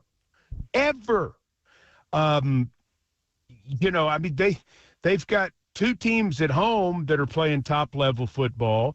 They've got to go to the Swamp where they've never had any fun. And New Mexico State, they're not just – they're not Kent State from last year for sure.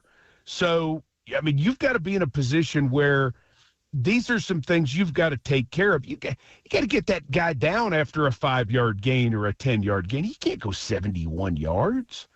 You know, not if you're going to have the chance to play for what you want to play for. And that's what Tim Banks and the staff are preaching right now is they're saying, listen, we've got to be in a position, come up, make that tackle, and then just go play another play. If that's the way it goes, then, okay, give up 400 yards. Who cares? Just don't give up 71 yards and 56 yards in 2 plays.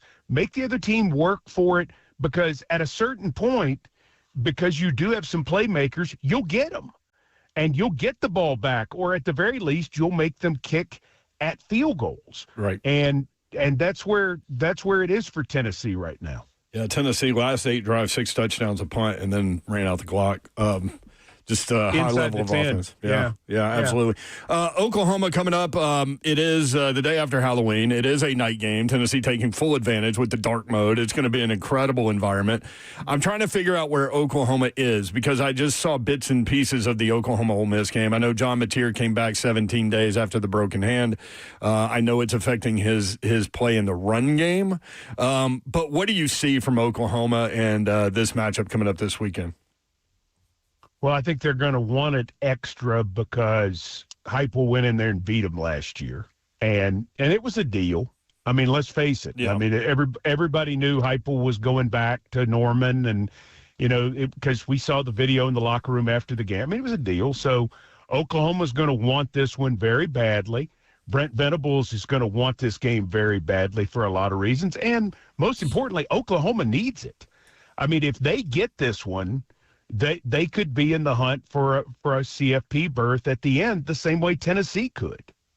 So, I mean, I think what they would like to do that would make a ton of sense is they'd like to shorten this game and really have their defense take over and let Mateer do what Mateer does. And then obviously they're thinking, hey, we can make 2 or 3 big plays on offense, then we get out of there with a win. From the Tennessee perspective, you're thinking put the defense on their heels, play the type of defense, put it all together on defense, play the type of defense we can, tackle, make them work for it. We can beat them on the scoreboard because we're superior offensively. So whose game is it? I mean, it's the number one offense in the SEC against the number one defense in the SEC. Who dictates the terms, Brent? That's what this game comes down to. Who dictates the terms? Is it an Oklahoma game or is it a Tennessee game? And that's that, and it'll probably fall somewhere in between, but somebody wins that tug of war somewhere. Lane Kiffin did on Saturday against him, 34-26. He got enough done on offense to be, I mean, that wasn't Ole Miss's best offensive game ever, but it was certainly more Ole Miss's game than it was Oklahoma's game. And that's what Tennessee is going to have to do again on Saturday. Oklahoma obviously wants to reverse that. It's a good football team. Yeah, Oklahoma did a good job against the Ole Miss run game. Trinidad Chambliss, who they're calling Winadad Chambliss now, over 300 yards and a touchdown. So you may see a little of that in terms of game plan idea for the Oklahoma defense. It's going to be an incredible atmosphere. Are we going to get more dancing in the booth? I know a lot of people want to know about that. I cannot believe I saw Mike keep dancing. It's been done for years. It's the first time apparently it's ever been captured. Yeah, it's I'm not sure what I think about that. I don't know. I think Tennessee won, so I think you got to keep doing it. Yeah. Well, we were trying to make Brad Willis laugh, and that's hard to do when he's working. Well, it took a minute, but we got him. He broke eventually. He did. They didn't show that on the video, but yeah, we have fun. I mean, there's no doubt. We're not dancing while the game is going on. I will say maybe sometimes we are. I will say this: we have some callers in Bowling Green, Reese and Laura, that call in a couple of times a week, and they're huge Tennessee fans, and they're huge Mike Keith fans, and they told us to tell you that they love you and hello. Well, that's so kind. Thank you. We had a great visit to Lexington, and one of the most touching things to me was, we get there pretty early, and just as we're walking in, talking to a lot of people from Western Kentucky who are big Titans fans, and they were very kind. And so they said, well, we hope you lose big tonight. And I understand. And I certainly understand, because you got to follow your cause. But they were very kind. Lexington is a very nice town. And one of the things I have to say is what they've done with Kroger Field is very impressive, because Commonwealth Stadium was not impressive. And I know it's the same place, but the HGTV renovation they've done on it would be episode worthy of Fix Up My Old House or whatever. It's a good stadium. Well done by them. Yeah, Commonwealth was what it was, but it's still a really good, I think it's an underrated fan base for football is Kentucky. I think the Kentucky fans are very passionate. They show up no matter what, and they just want to win. And it's been tough against Tennessee, I know, but as you pointed out, you wait all day. It's a night game, and it's 14-0 on a tip ball interception. It's kind of tough. But they hung in. Credit to them. They did. And, the touchdown before halftime was so big for the Vols, and that was Joey Aguilar moment. To be able to take the team down and give Heupel credit for using a timeout down there, and saving some time when Kentucky scored. Tennessee used a timeout on defense. And to be able to go down and get that touchdown with 5 seconds to go, it was interesting how the end of the first half in Tuscaloosa and the end of the first half in Lexington in back-to-back weeks for the Vols, obviously in different ways, were key to the end result. Love it, Mike. Great stuff. Holly just wrote on YouTube. She's watching live. Mike Keith was getting down. Exclamation point. Go watch the videos, y'all. Oh, Ashley Farrell. She's evil. She's something, isn't she? She's really evil. I knew that was going to end up there. I knew it was. But I couldn't stop myself. What can I say? When you got to dance, you got to dance. There you go. Great words to end on. Thank you, Mike. Have a great weekend. Have a great call this weekend. Okay, guys. Thank you. Have a great weekend. It's Monday. This is It's where Monday. I am. This is where we are. Thank you, Mike Keith. Presented by Two How Rivers excited Ford and do you think Volunteer he Traditions. is that he doesn't have to talk Titans right now? Well, he mentioned Ashley Farrell, and she had worked with the Titans forever, and she's one of those people that every time you see her, she has a smile on her face. Genuinely every time. So missing her over there at the Titans place. But I know Mike Keith and the guys love having her there. But shout out to Ashley Farrell. When we come back, Vanderbilt survives and advances in a slugfest. By the way, Chris Lowe coming up at 5:20. We'll talk about all these coaching carousel bits of opinion and news. And Crazy. All that coming up. Stay tuned. 615-737-1045.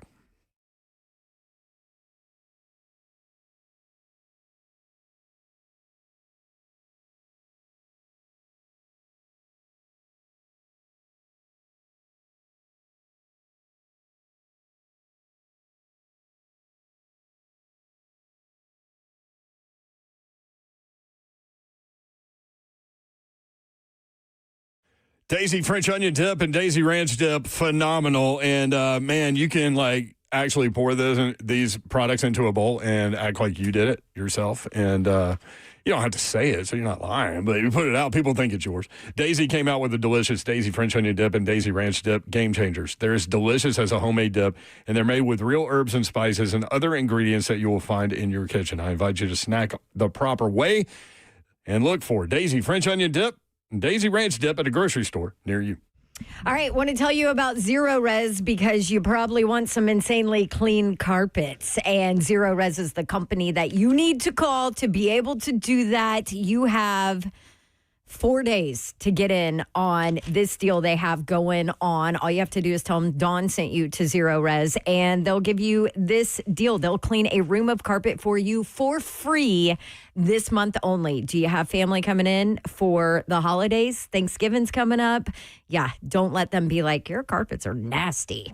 Go ahead and take care of it with Zero Res. Get a room of carpet cleaned free from Zero Res if you tell them you heard about it from Dawn. Carpeted rooms only cost $45 per room all day, every day this month only. The first one is free. Check them out at zeroresnashville.com or call 615-535-9376 to be able to get this offer. It's spelled the same forwards or backwards. That's zeroresnashville.com.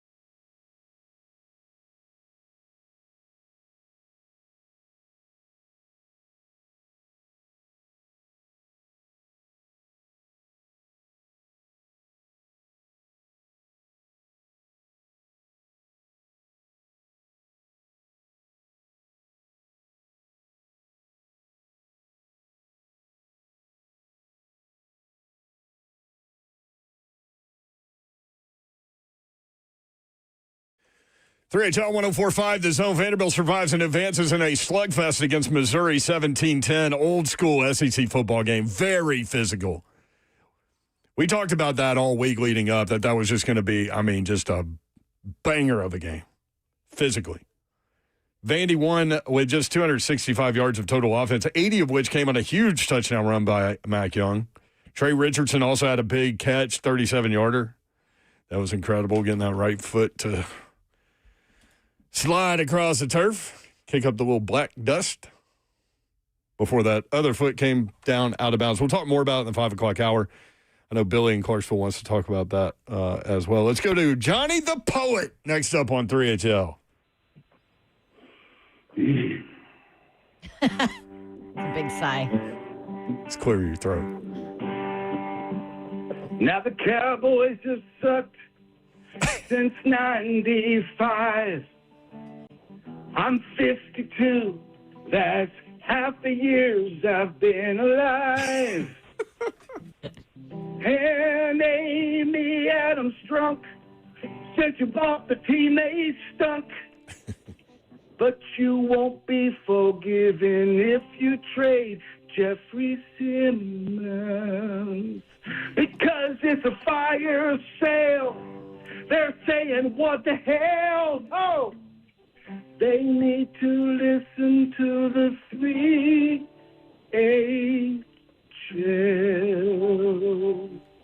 Johnny the Poet, ladies and gentlemen. Fire sale. Well done, Johnny. Great job, my friend. He's so creative. He cracks He's so good, too. Yeah. Johnny the Poet. He's talking about Isaiah and Indy. Johnny the Poet's been here a long time, too. What the hell? 3HL is all Johnny the Poet. 3HL is all Johnny the Poet. Billy in Clarksville. Billy, what's up? Hey, guys. I got a question about Vanderbilt. Yes, sir. People are really pumping up Clark Lee. I've heard you guys today, him doing the defense and all of this. And I'm just going to tell you, I'm not buying it. I think he made some great hires, though. I listen, and I'm going to let you guys talk. I think he made some great hires. Wow. Hiring Coach Jerry Kill, I think, is being an understatement. And what he did at New Mexico State and his offensive coordinator that he brought here, too. Well, he came first, yeah, right. And then we've all read the Sports Illustrated article where they all wanted Coach Kill to come here. You heard Coach Kill talking to Pavia. Okay, I'll say this. I'm not saying it's not all Clark Lee. I'm not saying, but I think we're underestimating how much Jerry Kill's bringing the program. I'll jump off and listen. I think it's fair to point out that Jerry Kill has helped. Does anyone in this market talk more about Jerry Kill than us? No. We've talked about the importance since he got there. You identified that. You're like, I've been around this dude. He's special. And Tim Beckett's doing a great job. Now has a bunch of tattoos because his teams keep winning. But at the end of the day, you can't give Clark Lee no credit. No, it's a group effort, man. Yeah. And that's why I'm saying, like, a lot of people I think nationally now think, oh, Vanderbilt's only good because of Diego Pavia. No, it goes way deeper than that, like we were just talking about. Yeah. And listen, I think we were talking about the coaching staff a couple of weeks ago and how good the coaching staff is and how good of a job Clark Lee has done on that part of it. But if people do some digging, they've got analysts over there with a lot of football experience that don't get any pub. Like, if you go on their website, you can't even see their names, like, as a part of the staff. But, yeah, that's part of it, man. It's just, what did I say earlier, just kind of a perfect storm for Vanderbilt football. We're just 2 off seasons removed from, and that's when he brought Jerry Kill in, is when everybody was Pavia talking about, came at the same time. Pavia, talking about how Clark Lee was coaching for his job. And now they're ranked number 9 in America. Mm-hmm. Well, I always love it when I say his name in the chat. Firebrinker ASAP says, Brent, you said you don't talk Vandy because they're not a part of the hits. Guess what? They're a part of the hits now. They're ranked 9th in the country. They have a legit Heisman candidate. they have a chance to make the college football playoff. How's Vanderbilt not? Like, listen, they man, are the hits right now. If you do this job, what are you doing? You're talking about Vanderbilt. They're a top 10 football team. We've never talked this much Vanderbilt, but they're a top 10 football team in the country. Like, they are in the college football playoff talk. Of course we're going to talk them now. At Texas, Auburn at home, which, by the way, is a 3 o'clock game on the SEC Network. The Texas game's at 11 a.m. That's so early because Austin Central Time. SEC home teams notoriously struggle with that slot. Notoriously. That slot's brutal. So at Texas at 11 a.m., Auburn at home at 3 o'clock, Kentucky at home, and then at Tennessee. You legit could have a 10-1 Vandy team going to Tennessee. Mm-hmm. Oh, and that would be so we're headed, much fun. We're headed toward the biggest Tennessee Vandy game ever, perhaps. I mean, if both teams do what they should do between now and Tennessee's got some game, challenges, and Vanderbilt does too. But I mean, that is a game for the playoffs right there. Potentially. Could you imagine? Yeah. Could you imagine if it was Tennessee Vandy for a playoff trip? Now Vandy has to handle Auburn, and Tennessee's got to handle Oklahoma at Florida. Mm-hmm. I don't even know. I'm not going to think about that game yet. Even if Vandy handles what they have to handle before Tennessee, even if Tennessee doesn't, it's still a college football playoff implication game for Vanderbilt. Vanderbilt, for sure. yeah, in a rivalry game. Memphis up to number 25. They play at Rice on Friday. That's the Friday night game. Vandy in Knoxville? Mm-hmm. Yes. Okay, yeah. And I believe that'll be an early game. Usually it is. I think that's at 11. I think they've already given that the early designation before the season started. Well, it still says to be determined, so there must be 2 windows involved. Oh, and might add a flex there. But anyway, shout out to Memphis, ranked 25th. They play at Rice. They're a 13.5-point favorite, 6 o'clock ESPN2 on Friday, so you can catch them there. Locally, Gardner-Webb at Tennessee Tech. Y'all, we've been following Tennessee Tech every week. They are 8-0. They've won 13 straight games. Tennessee Tech is. Gardner-Webb is 3-1 in the OVC. This game is at Tucker Stadium in Cookeville. Tennessee Tech ranked number 8 last time I looked. That game's coming up at noon on Saturday. Lindenwood at TSU. TSU lost a heartbreaker Saturday against Western Illinois 17-16.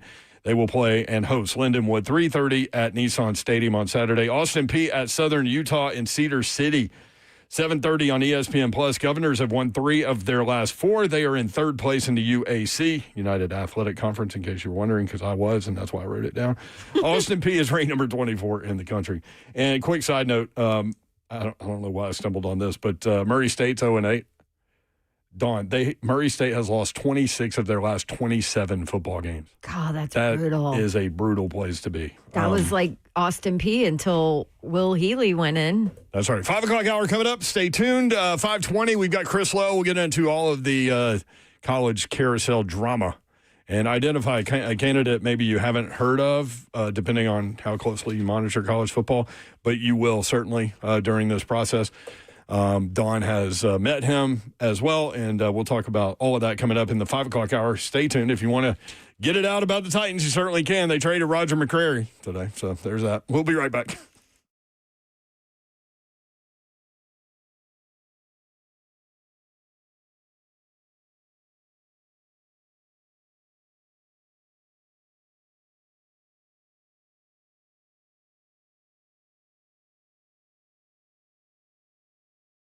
I have an important message from our good friends at Bart Durham Injury Law. Some lawyers chase ambulances. They'll do anything to get your attention, but not Blair Durham and his team. They want to let you know if someone calls you after a wreck, they're breaking the law. That's right. There are lawyers out there breaking the law. Marine veteran Blair and the team at Bart Durham Injury Law do not play those games. Get this number into your phone. Never know when you might need it. 615-242-9000. That's Blair's number, 615-242-9000. When you make the call, they answer. They're local, trusted, and ready to fight for you. No gimmicks. It's a team that is on your side from the start. 615-242-9000, BDIL. So if you or someone you love is ever in a wreck, Remember Blair's number. Again, Bart Durham Injury Law, BDIL, 615-242-9000. Local trusted, ready to fight for you. Bart Durham Injury Law, 615-242-9000.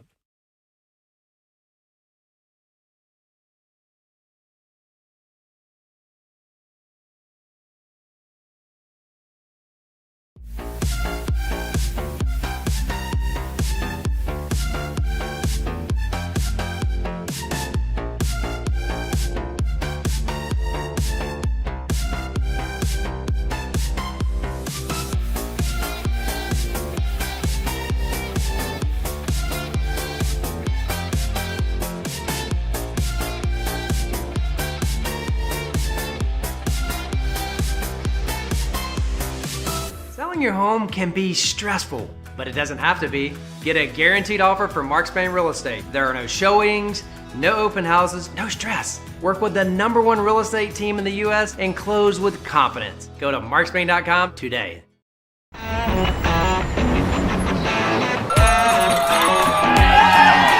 Smashville hockey. Around here, it can sound like a language of its own. But hey, if you can pronounce Demumbrian, then names like Yossi, Shea, and Marchessault will roll right off the tongue. Nashville Predators, only in Smashville. Let's face it, buying a vehicle should be straightforward and stress-free, and that's exactly how Two Rivers Ford has been doing business for decades. This locally owned dealership has a non-commissioned sales team whose only focus is to find you the right vehicle at the right price without the pressure. So you'll actually have a fun car buying experience. Great prices, easy financing, and a non-commissioned sales team. Two Rivers Ford, the South's most trusted Ford dealer.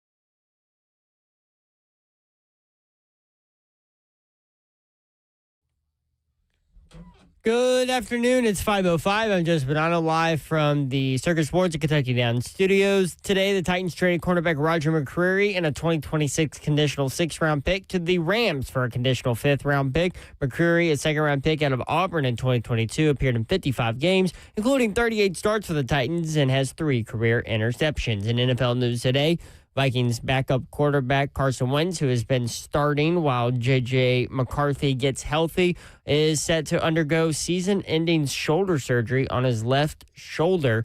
He will miss the rest of the 2025 NFL season. Tonight, Week 8 of the NFL wraps up as the Chiefs host the Commanders. Marcus Mariota will get the start for Washington. Kickoff is at 7:15. You can catch the Westwood One call of that game right here on the Zone starting at 7. For your foundation repair, whatever needs, you need to visit USSTN.com. Breaking news at once and your home for the Titans and Vols. This is 104.5 The Zone.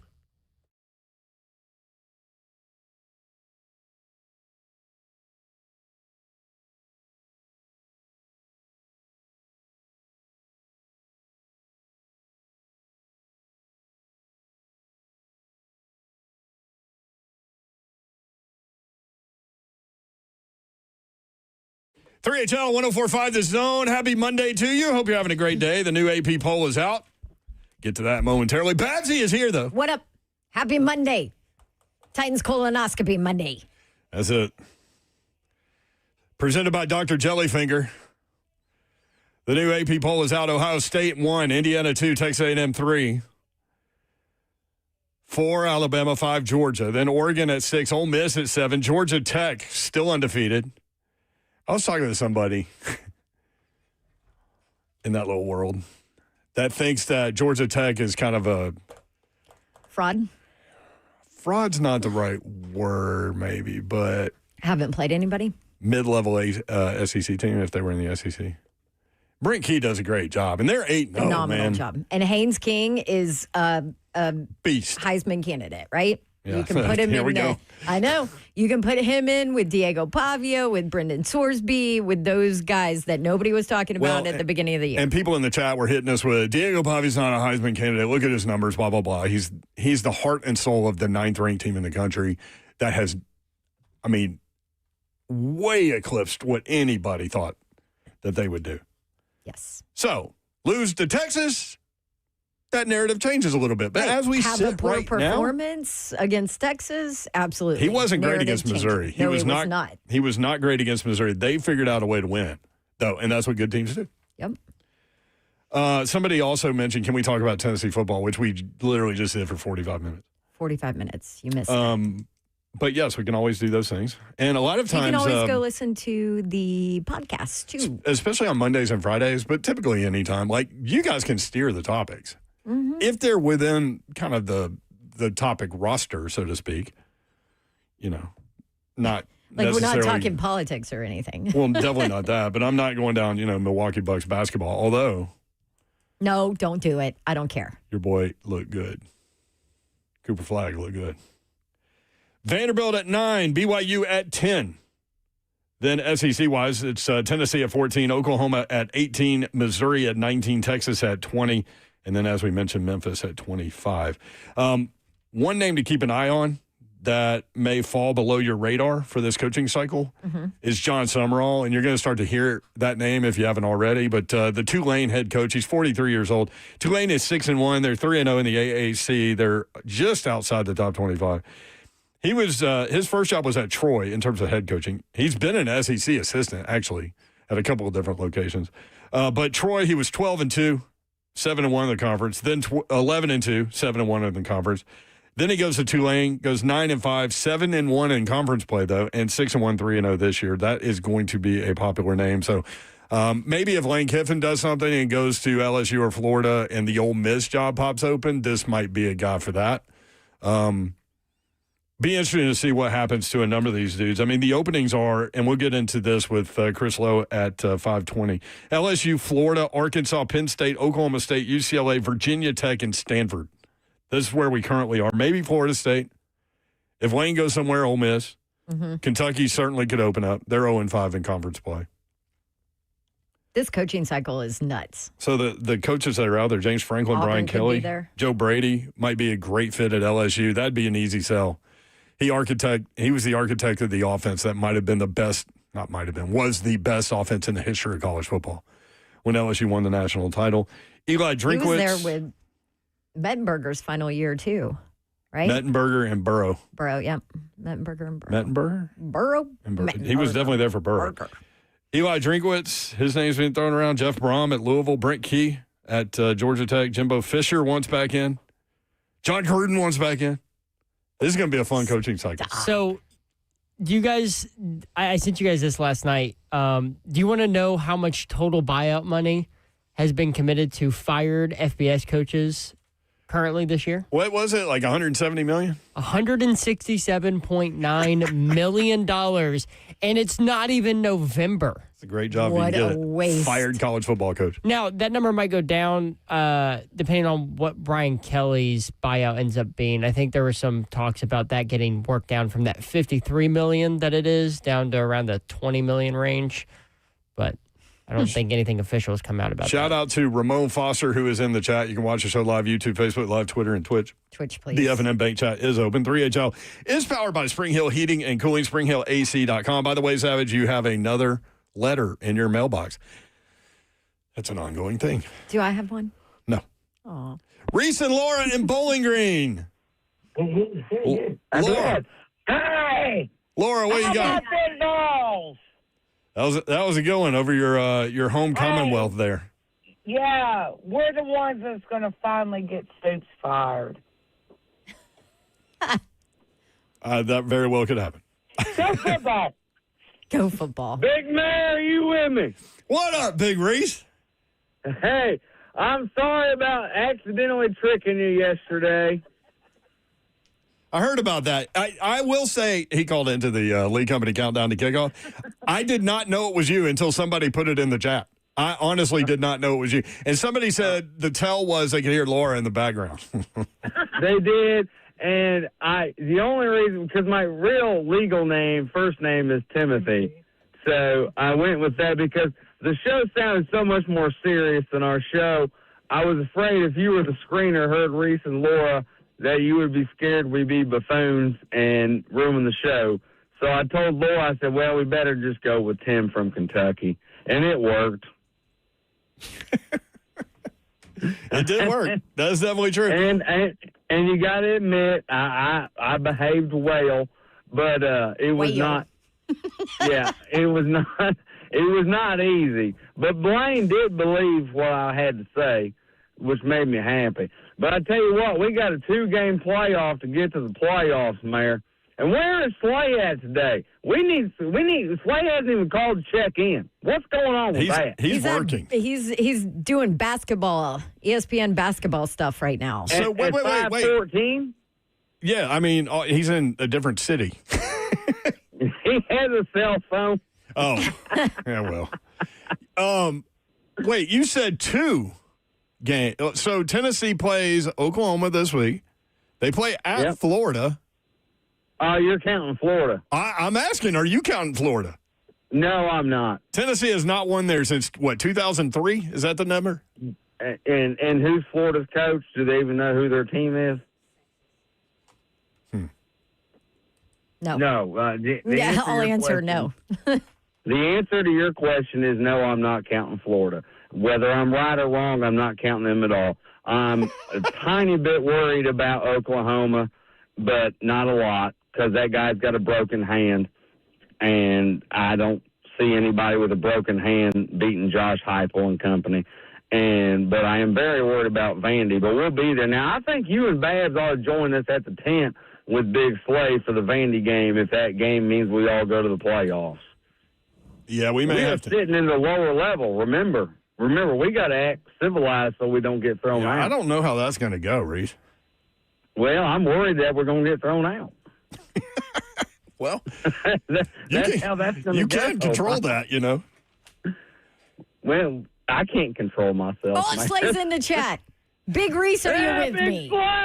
Big Slay, are you with me? He's here just in time for you to Rocky Top it. Well, we're not to the Rocky Top yet. We got one more thing. Oh. Big Mayor. Yes, sir. It's weird calling you Big Mayor, but Big Slay's not here. So I do appreciate you finally getting us into Mike Keith there. That was very nice of you. And Mike Keith was probably surprised you didn't see it coming, but that was all right. Because I have, for years now, I have told Laura we'd be sitting here listening to the Titans game on the radio, and right before Mike Keith says something, as y'all know, I got kicked out of the Mexican restaurant for this, I would say exactly what Mike Keith was going to say right before he said it, and then Mike Keith would say it, and it would drive Laura nuts. I love Mike Keith. That was really cool of y'all to get a shout-out for me and Laura to Mike Keith. And Laura went inside for some reason. I'm not sure why, but it meant a lot to us. But big fire, you with me? He already said, I'm with you, Reese. It is football time in Tennessee. Let's beat Oklahoma. Let's take the swamp out of Florida. Let's take Vandy down, and let's go to the playoffs. Chip it and chair. Good time. There they go, Reese and Laura from South Central Kentucky. They're fired up. They are sitting in the lower level at Nissan Stadium for the Tennessee Vandy game. That should be interesting. He said he can't control himself. By the way, Wednesday, MTSU hosting Jacksonville State University. We will be broadcasting live from the Grove Wednesday in advance of that game from 3 until 6 o'clock. The kickoff is at 6:30. When we come back, Chris Lowe talks SEC football next, 3HL.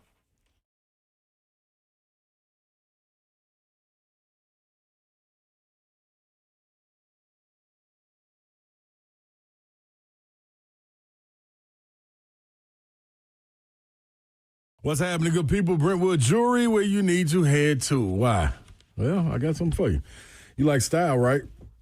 Well, it's exceptional. If you like deals, that's exceptional as well. It's been happening every day for over 50 years, so why would it change? It's not. The Momley family stands on it.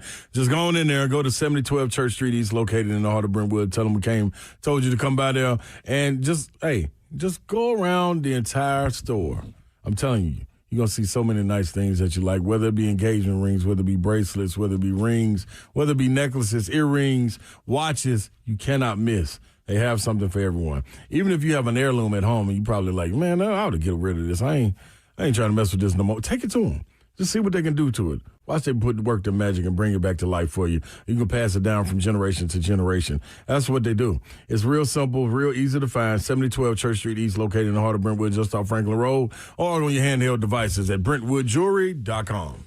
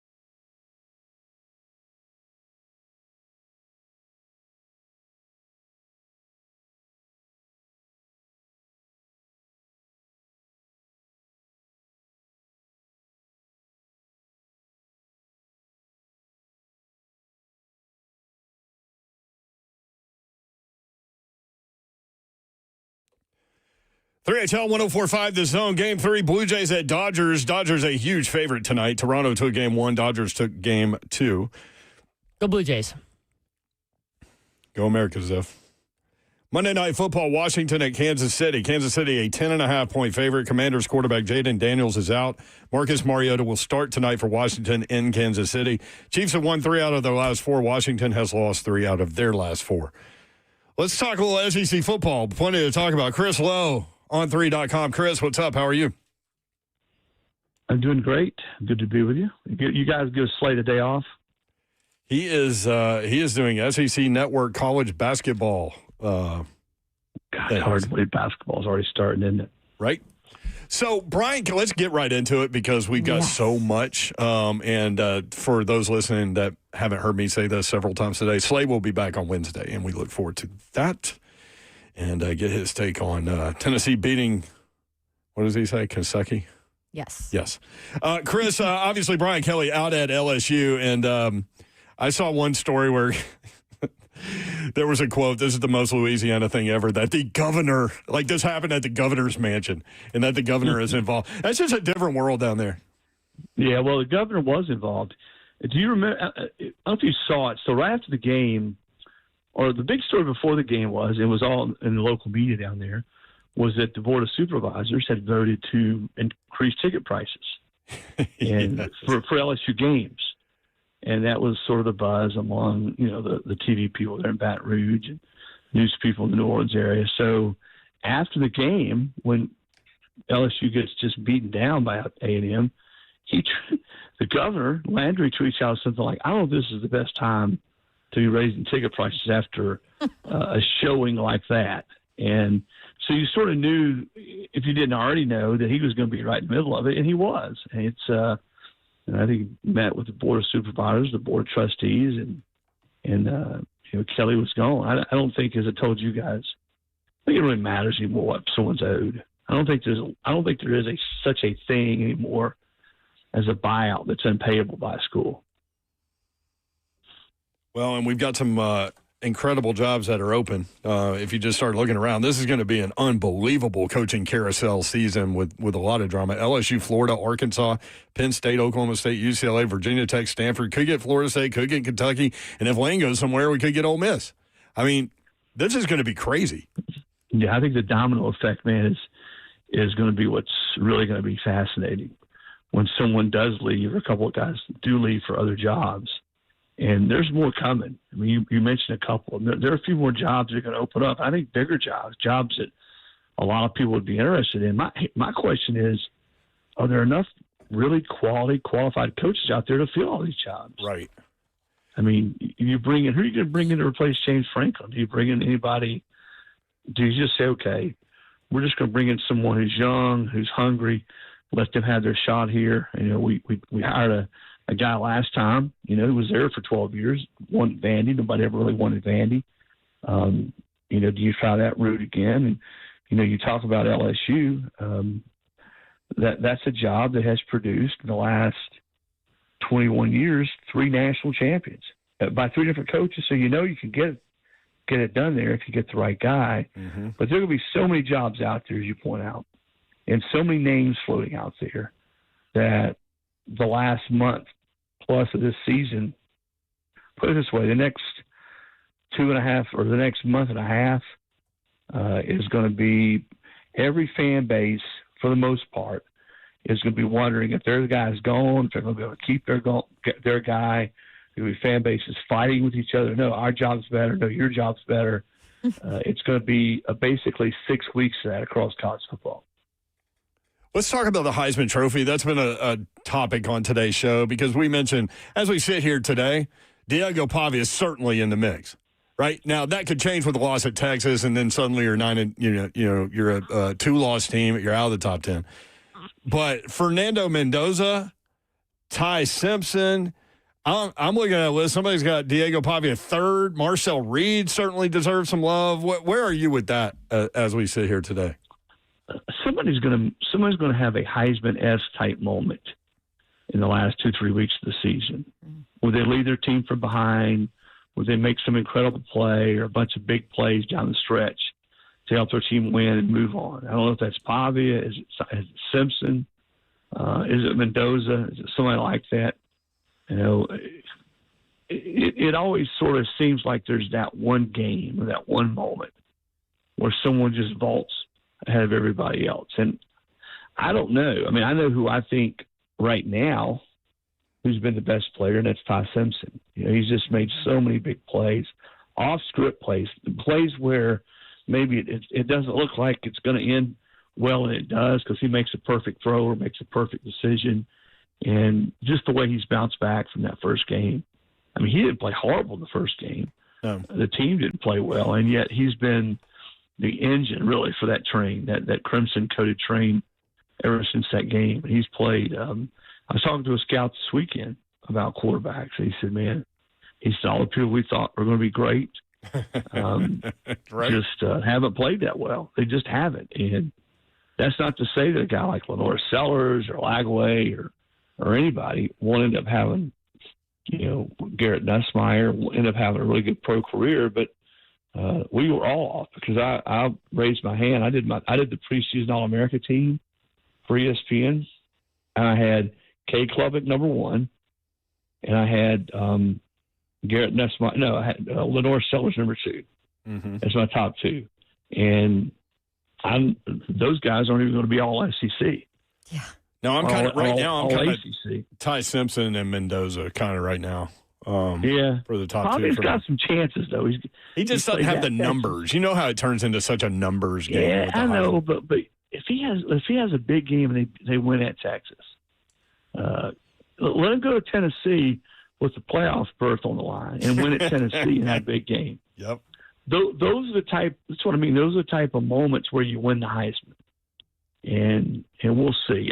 I think he is probably a little bit on the outside looking in right now, but he's got opportunities. He's got big stages coming up where if he performs on those stages, he's got a shot. Real quick, I forgot to ask you about this when we were talking about coaches and you were talking about qualified candidates. There's a guy out there that Don raves about and that is starting to get some love nationally, John Summerall. Do you know him, the Tulane head coach? No, I don't know him. We've talked across paths, but I think he's been pretty patient. You know, he was involved at North Carolina last year, and I think toward the end when that thing got crazy, it was clear the board wanted Belichick, and the AD wasn't going to make the hire. He pulled out, but no, he's going to have the opportunity, I think, to be picky this year because there's going to be enough jobs open that he's not just going to have to take one. I think he can sit back and sort of be selective. And where he fits and what he wants to do. And I do think, though, he's going to be on a lot of teams, already is, on a lot of teams' short list. There's a bunch of guys that maybe haven't gotten the love and coordinators that are going to get it. I mean, you look at some of the most successful coaches now, guys, all of the coordinators, Kirby Smart, coordinator, Dan Lanning, coordinator, Kurt Signetti, so, you know, before he got his first couple shots, but there's a lot of guys like that were coordinators and then went straight to bigger jobs and have done pretty well. So I'm going to be interested to see who takes a shot at, say, a Colin Klein, for instance, at A&M, or Brian Hartline at Ohio State. I got to think both those guys are going to get head coach jobs this cycle. Yeah, Hartline's been very patient. 3HL powered by Spring Hill Heating and Cooling, springhillac.com. Tennessee runs past Kentucky 56-34, 3 100-yard receivers at wide receiver. And, you know, not a lot of people are talking about Joey Aguilar nationally in terms of how he's playing. Like, he's a great storyline, and he fits the offense. But, Chris, he's on pace to have a top 5 season in terms of maybe top 3 in terms of passing yardage and touchdown passes at Tennessee. And that's saying something. Yeah, his numbers are great. Great. Yeah. I don't know why he's not gotten – I participated on Three's poll, Heisman poll, and he's been in my top, 6, 7 the last few weeks. I mean, he's – you know what's so impressive about him is he was on campus for like a minute, seemingly, before they started playing. And he didn't really have a lot of time to work with his receivers and get their chemistry and continuity down. But watching him play, I mean, he had 3 100-yard receivers against Kentucky. they look like they've been together for 2 years. Yeah. And I think that's especially impressive with Joey, the way he's fit, done what they've asked him to do, and he throws a really catchable deep ball, and he's on time. There's no way, given when they lost Iamaleava, and given that they had just the spring portal to find somebody, and yeah, there were some bigger names, quote unquote bigger names out there. You know, they went after Altmaier at Illinois, Hoover at TCU. There were some guys that Tennessee wanted. They were established starters elsewhere. Didn't work out, and it just so happens that Nico goes to UCLA. Joey doesn't want to sit behind Nico at UCLA, having just played across the mountain for 2 years at Appalachian State. Tennessee becomes a viable opportunity, and he comes, and it just really couldn't work out any better. Really couldn't work out any better. Good for him, and happy for him. And I know one thing. I know Josh Heupel and that offensive staff are grateful that there was somebody like that of his caliber, not just as a quarterback, but as a teammate and someone who connects with so many different people the way he has. I think it's a great story. We hear the horror stories about portal and guys getting paid, not playing, guys that are wanting more money and haven't done a whole lot. Here's a guy who's gotten on campus at Tennessee, and all he's done is play his butt off and be the best possible teammate to everybody on that team. Chris Lowe with us from on3.com. Babs, where did he say he had Aguilar ranked in the last few weeks? Why are you asking me that? 6'7"? Oh, yeah. I did. You said 6'7", so I did the hand motion. I wasn't going to subject everyone to 6'7". So I brought you back into See, it. Lo, you know that, right? Hey, where you're trendy. That Vanderbilt Texas game is the biggest game in the country this weekend. It's a 1.5 point spread. Texas is favored by 1.5. Where are we with Arch Manning and the concussion protocol? And what do you think about that matchup? Yeah, that's guesswork, man. When a quarterback or a running back, in particular, is in a concussion protocol, it's dicey. You know, you gotta hit all the markers. You gotta pass all the tests. They're not. If he doesn't, he certainly hadn't passed today because he didn't practice. But if you don't, by Wednesday or Thursday, certainly, then you're not gonna play. And it's just, it's totally a guessing game for Texas if he plays. He made some bigger plays down the stretch. But, Arch just hasn't played that well. Mm-mm. And it's not just Arch. They haven't been able to run the ball. They just haven't been very good on offense, period. And that's where, if you're Vanderbilt and you go in and keep them from making a lot of big plays early, I think you got a great chance to win this game. Hey, listen, there's a reason. What did you say the spread is, 1.5? 1.5. I think you'd ever see the day that Vandy would go to Darrell Royal Stadium and only be a 1.5 point dog. Here's one better for you. Imagine if I think I tweeted this. Imagine 10 years ago, you'd have told somebody that we're going into November. We'll be going into November. And in the top 15, you've got Vandy, Georgia Tech, Indiana, Ole Miss, and Virginia. Virginia. Think of that. Think how much has the game changed? How much has it changed from the standpoint of how much better teams can get quicker and the portal and teams that were your top dogs, so to speak, they can't stockpile all the talent. Look at how much money LSU spent on its roster this year. Well, they're trying to hire a new coach. So, spending money in the portal in of itself doesn't guarantee you anything. I think you have to play that game, though, and you have to play it well, i.e. Ole Miss, and what they've done. Think about Ole Miss. What if they don't go get Trinidad Chambliss? And I was talking to Lane a couple weeks ago about Ferris State. Yeah, Ferris State. He said, listen, we knew we had to have a good number 2, and we wanted a number 2 who had played. And that was very purposeful for them to go find that kind of quarterback, and they were able to get him and what he's meant to that team. Now, Austin Simmons, I think, is healthy enough now where if they needed him, he could play, but certainly the first part of the season, first 4, 5, 6 games of the season, he wasn't. So it just – the ability to go get players like that and to have a staff, and certainly they do at Ole Miss. Let's just use them as an example. I think you could say the same thing about places like Indiana and Georgia Tech. I mean, heck, all Indiana's team is basically guys who followed Signetti from James Madison. But to get the right guys, and I think more than ever, evaluations are critical. They've always been critical in recruiting high school kids, but now you got a chance to evaluate kids who have played, and you've seen tape of them against college experience or playing against other college kids, and being able to evaluate the guys you think project or can come right in and be what you want them to be is more important than ever. And the schools that have done that, Indiana, Vanderbilt, Ole Miss, oh, by the way, are all top 10 teams right now. Let's ask you, I wanted to ask you about Oklahoma real quick. Obviously, Tennessee taking advantage of that 7:30 p.m. Eastern Standard Time start, night game, dark mode, night after Halloween, all of those things. That environment is going to be, incredible. And Oklahoma's lost 2 of their last 3. Obviously, John Mateer breaking a bone in his hand has affected him, I think more so in the way he runs the football and chooses to run it, how he runs it. Where are we with John Mateer, do you think, and what do you think about that matchup?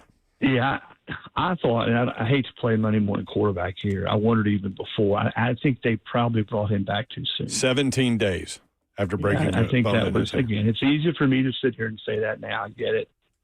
But in talking to people who know a whole hell of a lot more than me about those types of injuries and football people, a lot of people were scratching their heads when they brought him back.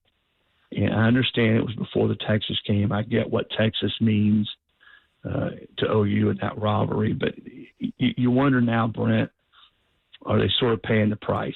Because he is not the same quarterback that he was.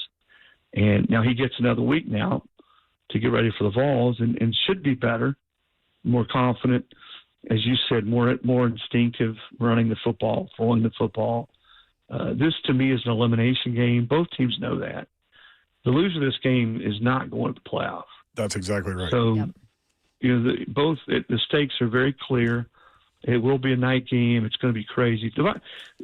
Having gone to Tennessee football games for the last 40-some years, there were times when I thought it was the best environment in the country. There were times when Neyland Stadium clearly lost its teeth.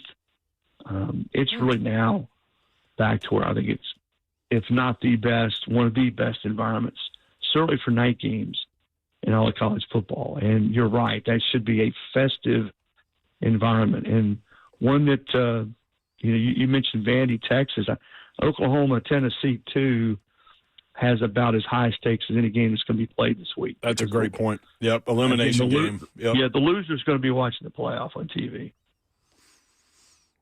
I love it. I love this time of year. Chris Lowe at CeeLo FB. You've got the Lowdown RTI podcast coming out. Does that drop tonight?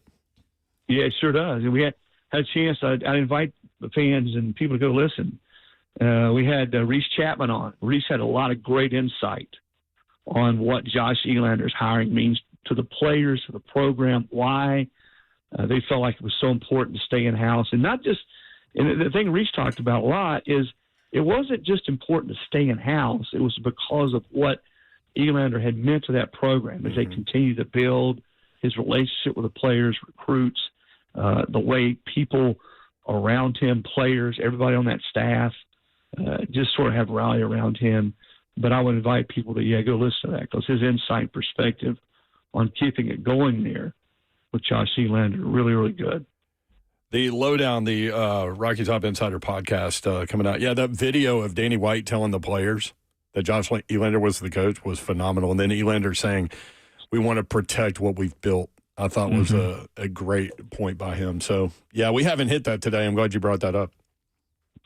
Yeah, and Reese said that was as authentic as it gets. He said, we didn't know. He said, we spent 3 days wondering, hoping, praying, but we really didn't know. And then, bam, there it is. And he said he said, you just saw a little bit of it. The video showed the guys going crazy. He said that continued for the rest of the day, the rest of the next several hours, just giddy that hey, let's give Danny White took some heat, fair, unfair. Maybe the way it went down his last few days, did he try hard enough to keep Tony Vitello, whether he did or didn't? I mean, I guess we'll never know. But there was a lot of heat on him to hire Elander. And Danny was smart enough to go out and talk to people. It wasn't like he just decided, all right, this is who the players want, we're going to automatically hire Elander. No, he talked to people. He talked to some really good coaches. And I think in the end decided, listen, this is the best way for us to keep this program going is to stay here with Josh Elander, and that's what he did. Chris Lowe every Monday, sometimes on Fridays, at CeeLo FB with on3.com. You can get his content there. Great job, Chris. Appreciate it. It's going to be fun. Thanks, CeeLo. All right. I always look forward to it. See you guys. There's Chris Lowe. All right. When we come back, the Titans trade a starter. We've got that for you next. 3HL.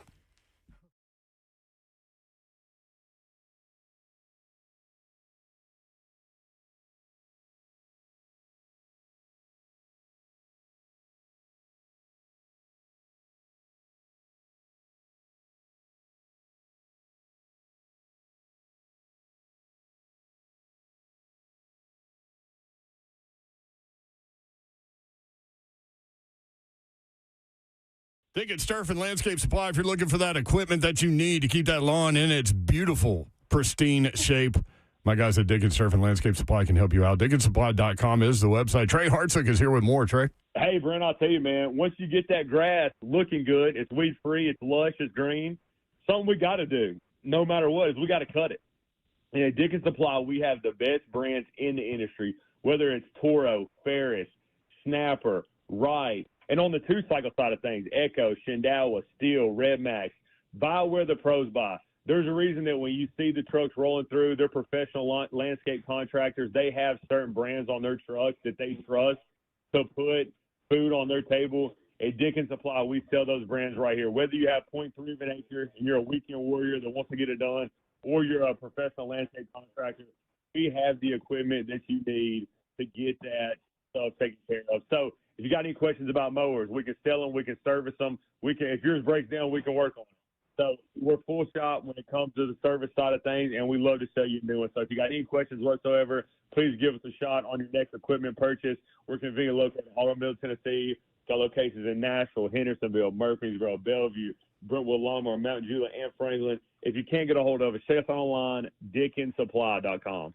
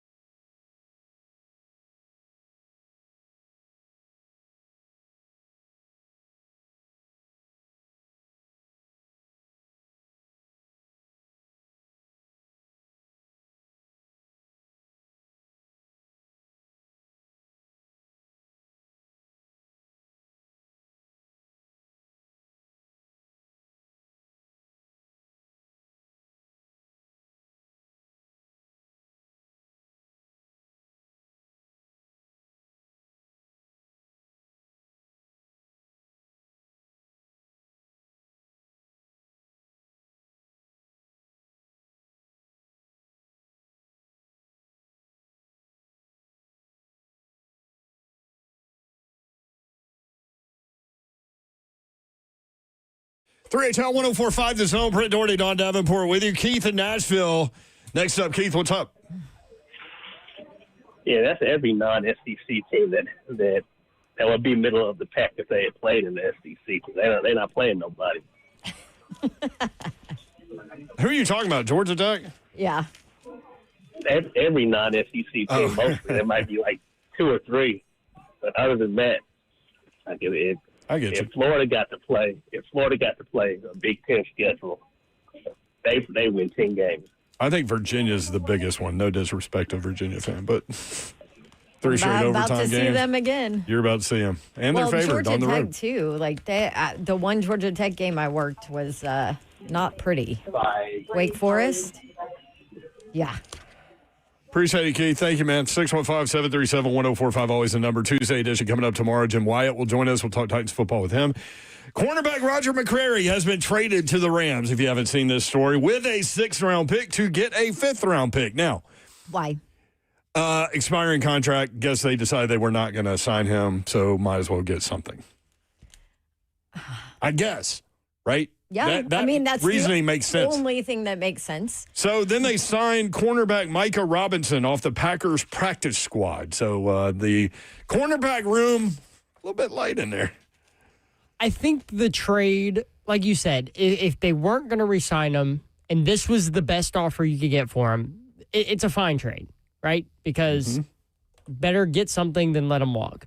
I think what makes the trade look bad perceptionally for Titans fans is the Jarvis, and I know they're not connected at all, and you shouldn't really do it this way, but I think why it's being perceived poorly is because of the Jarvis Brownlee Jr. trade. Yeah. Because Jarvis Brownlee Jr. could have been the guy that slipped into that spot that Roger McCreary is playing, and he could have done it on a rookie contract, and he could have done it for a couple of years. And so I think now that you got rid of him, you got rid of McCreary, L'Jarius Sneed's probably played his last snap as a Titan.